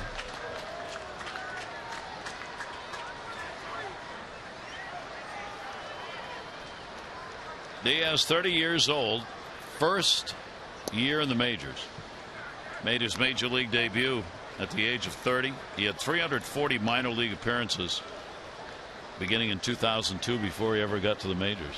Actually, he pitched in the Orioles organization, and a big guy, great athlete. And we saw in that last play him the ability to get over there and cover first base, but the power arm, always had a real good live arm, great velocity on the fastball and the slider. Orioles closer getting ready. Jose Jumbo Diaz pitched both at Frederick, Bowie, Norfolk in the time he was with the Orioles, but never did make an appearance, obviously, for the O's. 1 ball, 2 strike count. Nick Hundley waiting on it, puts it up in the air to center. Hamilton is there, and he's got it. Hundley retired. Big home run for him in the 1st inning. Good for 3 RBIs. 1 for 4 ball game for Nick. Jonathan Scope, 15th home run, came in the 4th inning. He is 1 for 3. Had a big series. Has a big series. He's had 4 hits, 9 at bats, 3 home runs, and 5 RBIs in this series. Pretty impressive. He's hit all on different pitches too. Change up, fastball, curveball. He'll take the pitch by Diaz inside for a ball. Off to Tampa Bay after this one with a 3-game set. Chen and Cobb tomorrow. Gausman and Smiley are due to go game 2. Bud Norris, Jeremy Hellickson in game 3. 1-0 delivery on the way. Swing and a miss on a pitch away. 1-1. Good slider. Orioles Had good success against the Rays this season. 11-5 record. And especially down in the Trop. Think about the Rays always having that home field advantage down there, and they have really scuffled this season. 31-40 record, and the Orioles 5-1 down there. So fouled away. I think the Orioles happy to get back into the division. It's been a while. And now from here on out, after the finish of this game, it's all in the East. Toronto shut out Tampa Bay tonight, 1-0. Boy, there's an unusual score. Toronto usually hitting a lot of home runs. Tampa Bay, tough team to shut out. 1 ball, 2 strikes. Jonathan Scope. Diaz delivery to him. Will draw your attention. 98 up.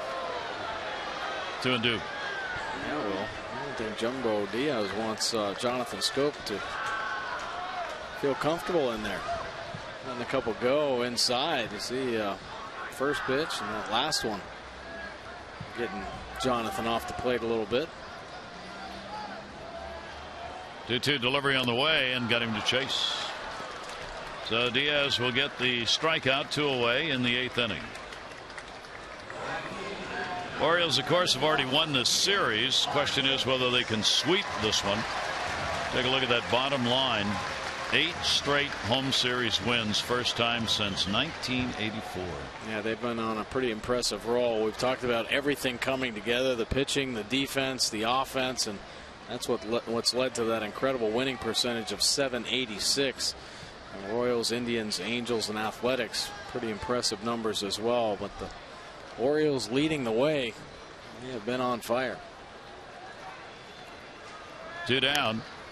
Markakis, 2 base hits, 2 runs scored, a 2-for-4 ball game.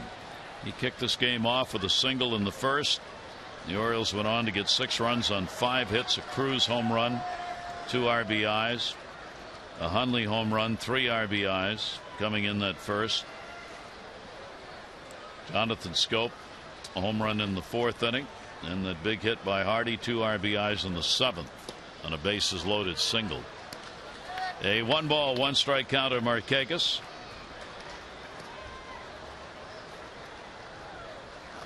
Orioles looking for their 82nd win of the year.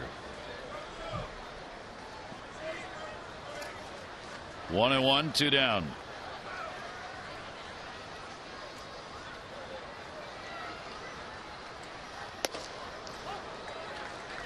Turned him inside a little bit but missed, and the count is 2 balls and 1 strike. Diaz showing he's not afraid to rush it in there. Back Scope off the plate. A little bit different with Nick Markakis, though.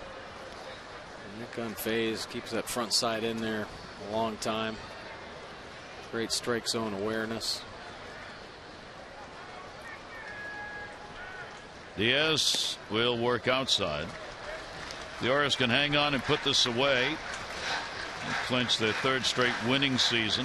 It would be the first time since 92 to 94 that the Orioles had 3 consecutive winning seasons.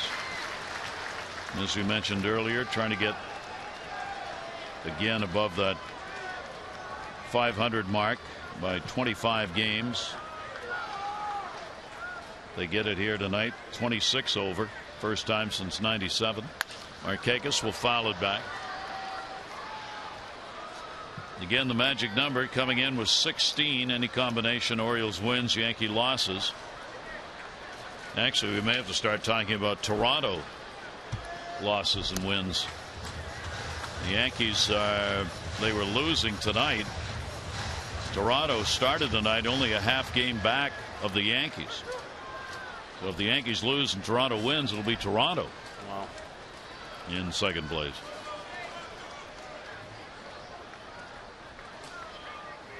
Diaz again coming with a 3-2 to Markakis, and it is inside. Nice at bat by Markakis. Diaz trying to find a way. A couple split fingers. He very rarely throws that pitch. And fallen behind and then lost Markakis.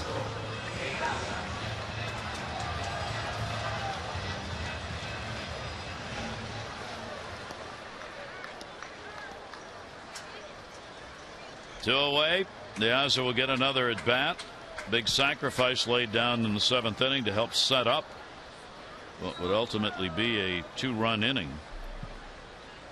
0 for 3 in the ball game. 2 down, runner at first base. Yankees down 4-3 against Boston. They head to the bottom of the 9th. Toronto's win. Burley went 8 innings, no runs, 5 hits. Odorizzi went 7 1/3, no runs, 3 hits. 2 starters came out. They went extra innings. Rasmus got a pinch hit home run, top of the 10th to win it. 1-0 for Toronto. Fouled off outside of third base and out of play. Will Myers had a 2 for 4 ball game in that one.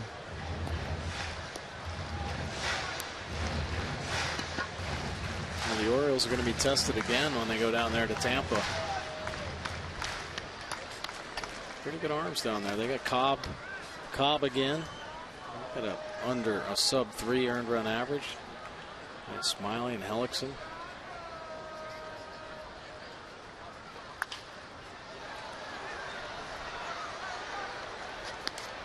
Diaz with a 1-ball, 2-strike count.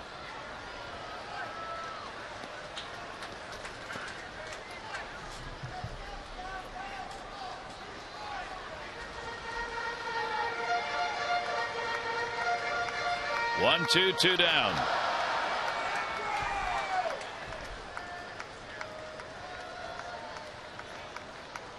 Zach Britton watching from the bullpen. He's ready to come on. Try and close this game out in the 9th inning.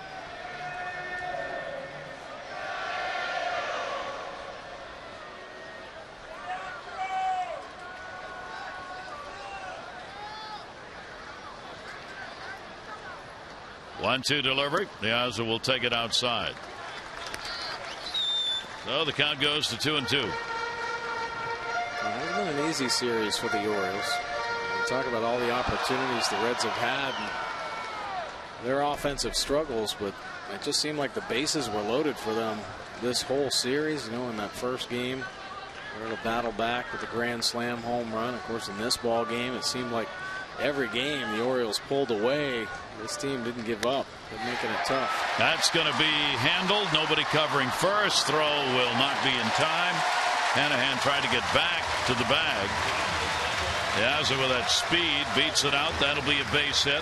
Markakis moves down to second base. Anaheim bouncing off after holding Markakis on, but gets out there a little too far and can't get back in time. Diaz showing a real good speed. Good job. Pick up that base hit. So Diaz gets the infield single, and the Orioles get runners on at first and second base with 2 away here in the bottom of the 8th inning. Diaz up, picking up his 3rd hit as an Oriole, and now Adam Jones another shot. Adam part of the 7th inning with a base hit and a run scored. 1 for 4 in the ball game, 4 for 12 in the series. 2 down. Teixeira's delivered a home run in the bottom of the 9th. The Yankees have tied the Red Sox 4-4.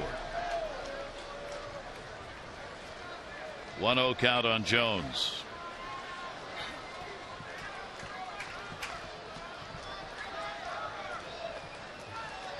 Orioles up by 2, trying to increase that lead. The hit by Hardy came with 2 down in the 7th inning with the bases loaded. Now Jones trying to get one with 2 down and 2 on.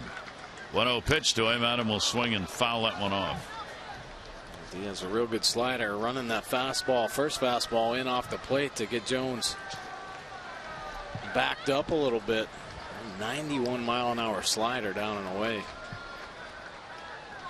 See the pitch track, first fastball riding hard up and in. And that second slider working itself well off the plate.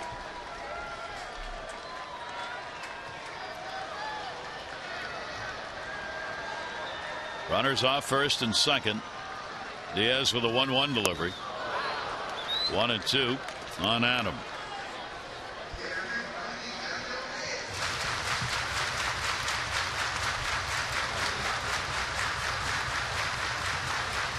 Parra right now losing side pitcher wise.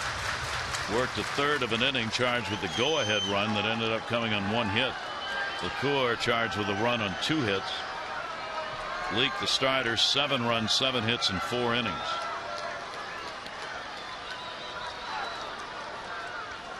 Here's the 1-2 delivery and foul back. Tillman left the ball game with a lead, giving up 3 runs, 5 hits over 6, but non-decision with the comeback. Brock charged with 4 runs, 3 hits, and 2/3 of an inning, and making Tommy Hunter the Orioles pitcher of record. He's worked an inning and a third, given up a couple of hits.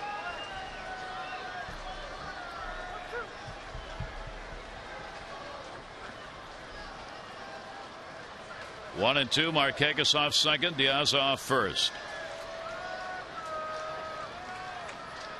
Here's the 1-2 delivery again. Shattered bat, ground ball, goes to third. Play will go to first, and Frazier gets the out, and no runs, 1 hit, no errors, 2 are left on. It is a save situation, so the Oriole closer, Zach Britton's on his way in.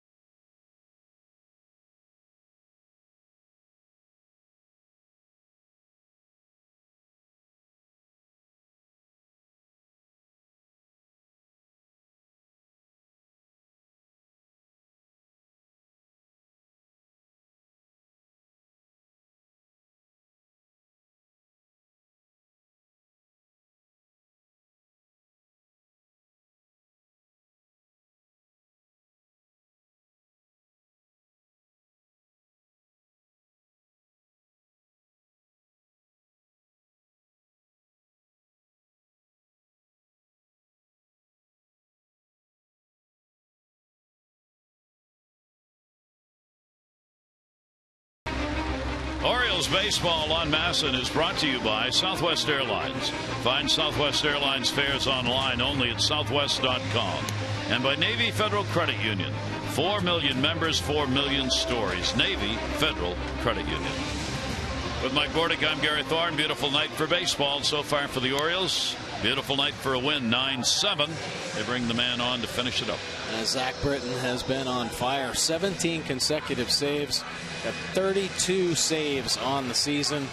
Done primarily with the fastball. 92% of the time it is a power sinking fastball. 1.87 earned run average. See his saves, 32 out of 35. 57 punch outs, just the 18 walks. And take a look at the opponent batting average, just 176 overall. Lefties 157, the righties not much better, just 188. Zach has converted 17 consecutive save opportunities. Ramon Santiago will lead it off, 9th inning.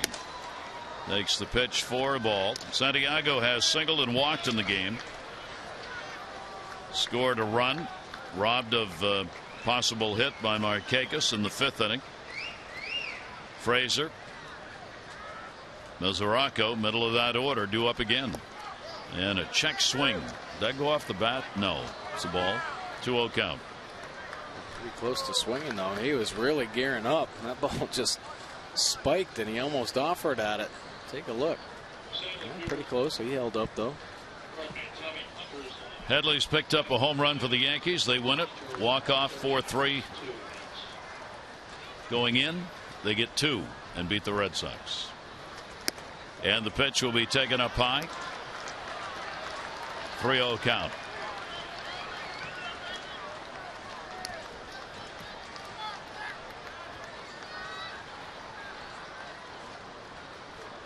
Right back in the zone. All you got to do is Zach Britton's fastball. It moves so much when it gets to the zone. Just try to throw it down the middle and let it work. He does there, and it is in. A 3-ball, 1-strike count on Santiago.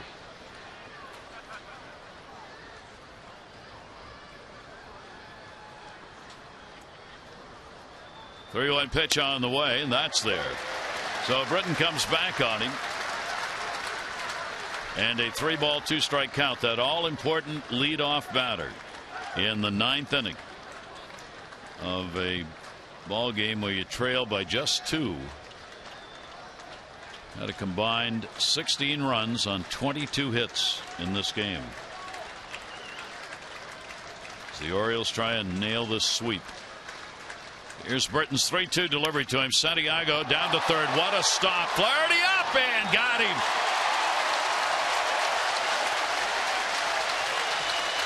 Boy, that's about as good as you get.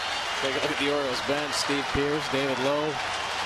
They become fans, clapping a little bit for Ryan Flaherty. This is just all reaction. You see his feet off the ground, boom, they get back down. Just a quick reaction play. You become a goalie. That's a great picture of his pre-pitch. Really, the only way he can make that play is if his feet stay active. Zach Britton loving that defensive gem.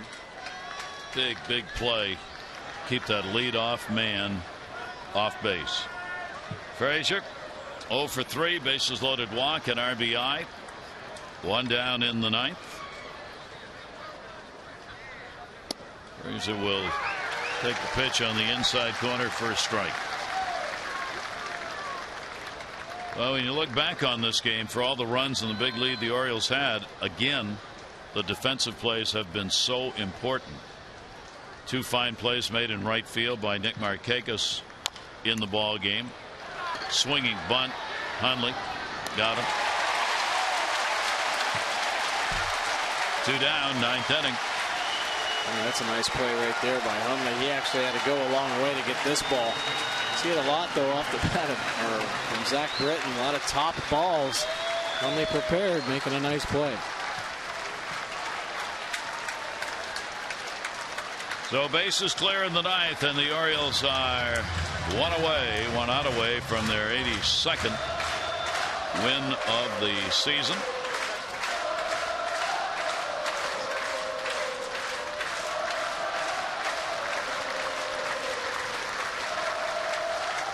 Trying to get to 25 games above 500 with a victory here tonight.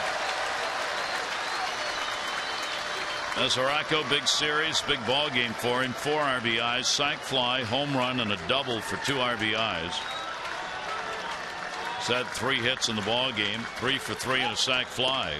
Check swing went around. No argument. My goodness, 97 miles an hour. Just disappears now.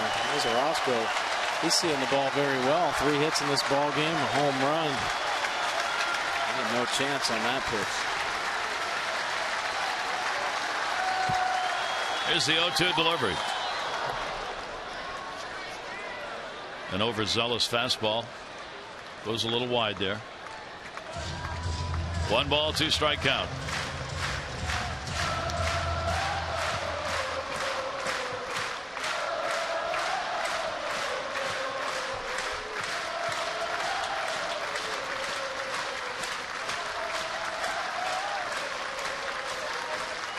Mesoraco waiting on it. Here's the 1-2 delivery to him. Ball plunked into right field for a base hit. The Reds credit them. Not going to give up any at bats. What a big night. That's a 4-hit ball game Mesoraco has. He gets on, brings a potential tying run to the plate here in the 9th inning. Heise is going to come on to pinch hit for Lutz. Get the right-hander up to the plate. So Heise, who made a start in this game, went 0 for 4 in the series, rather 0 for 4 in game 1. Heise on as the pinch hitter with a runner on. Mesoraco at first, tying a career high with the 4 hits that he's had in this ball game.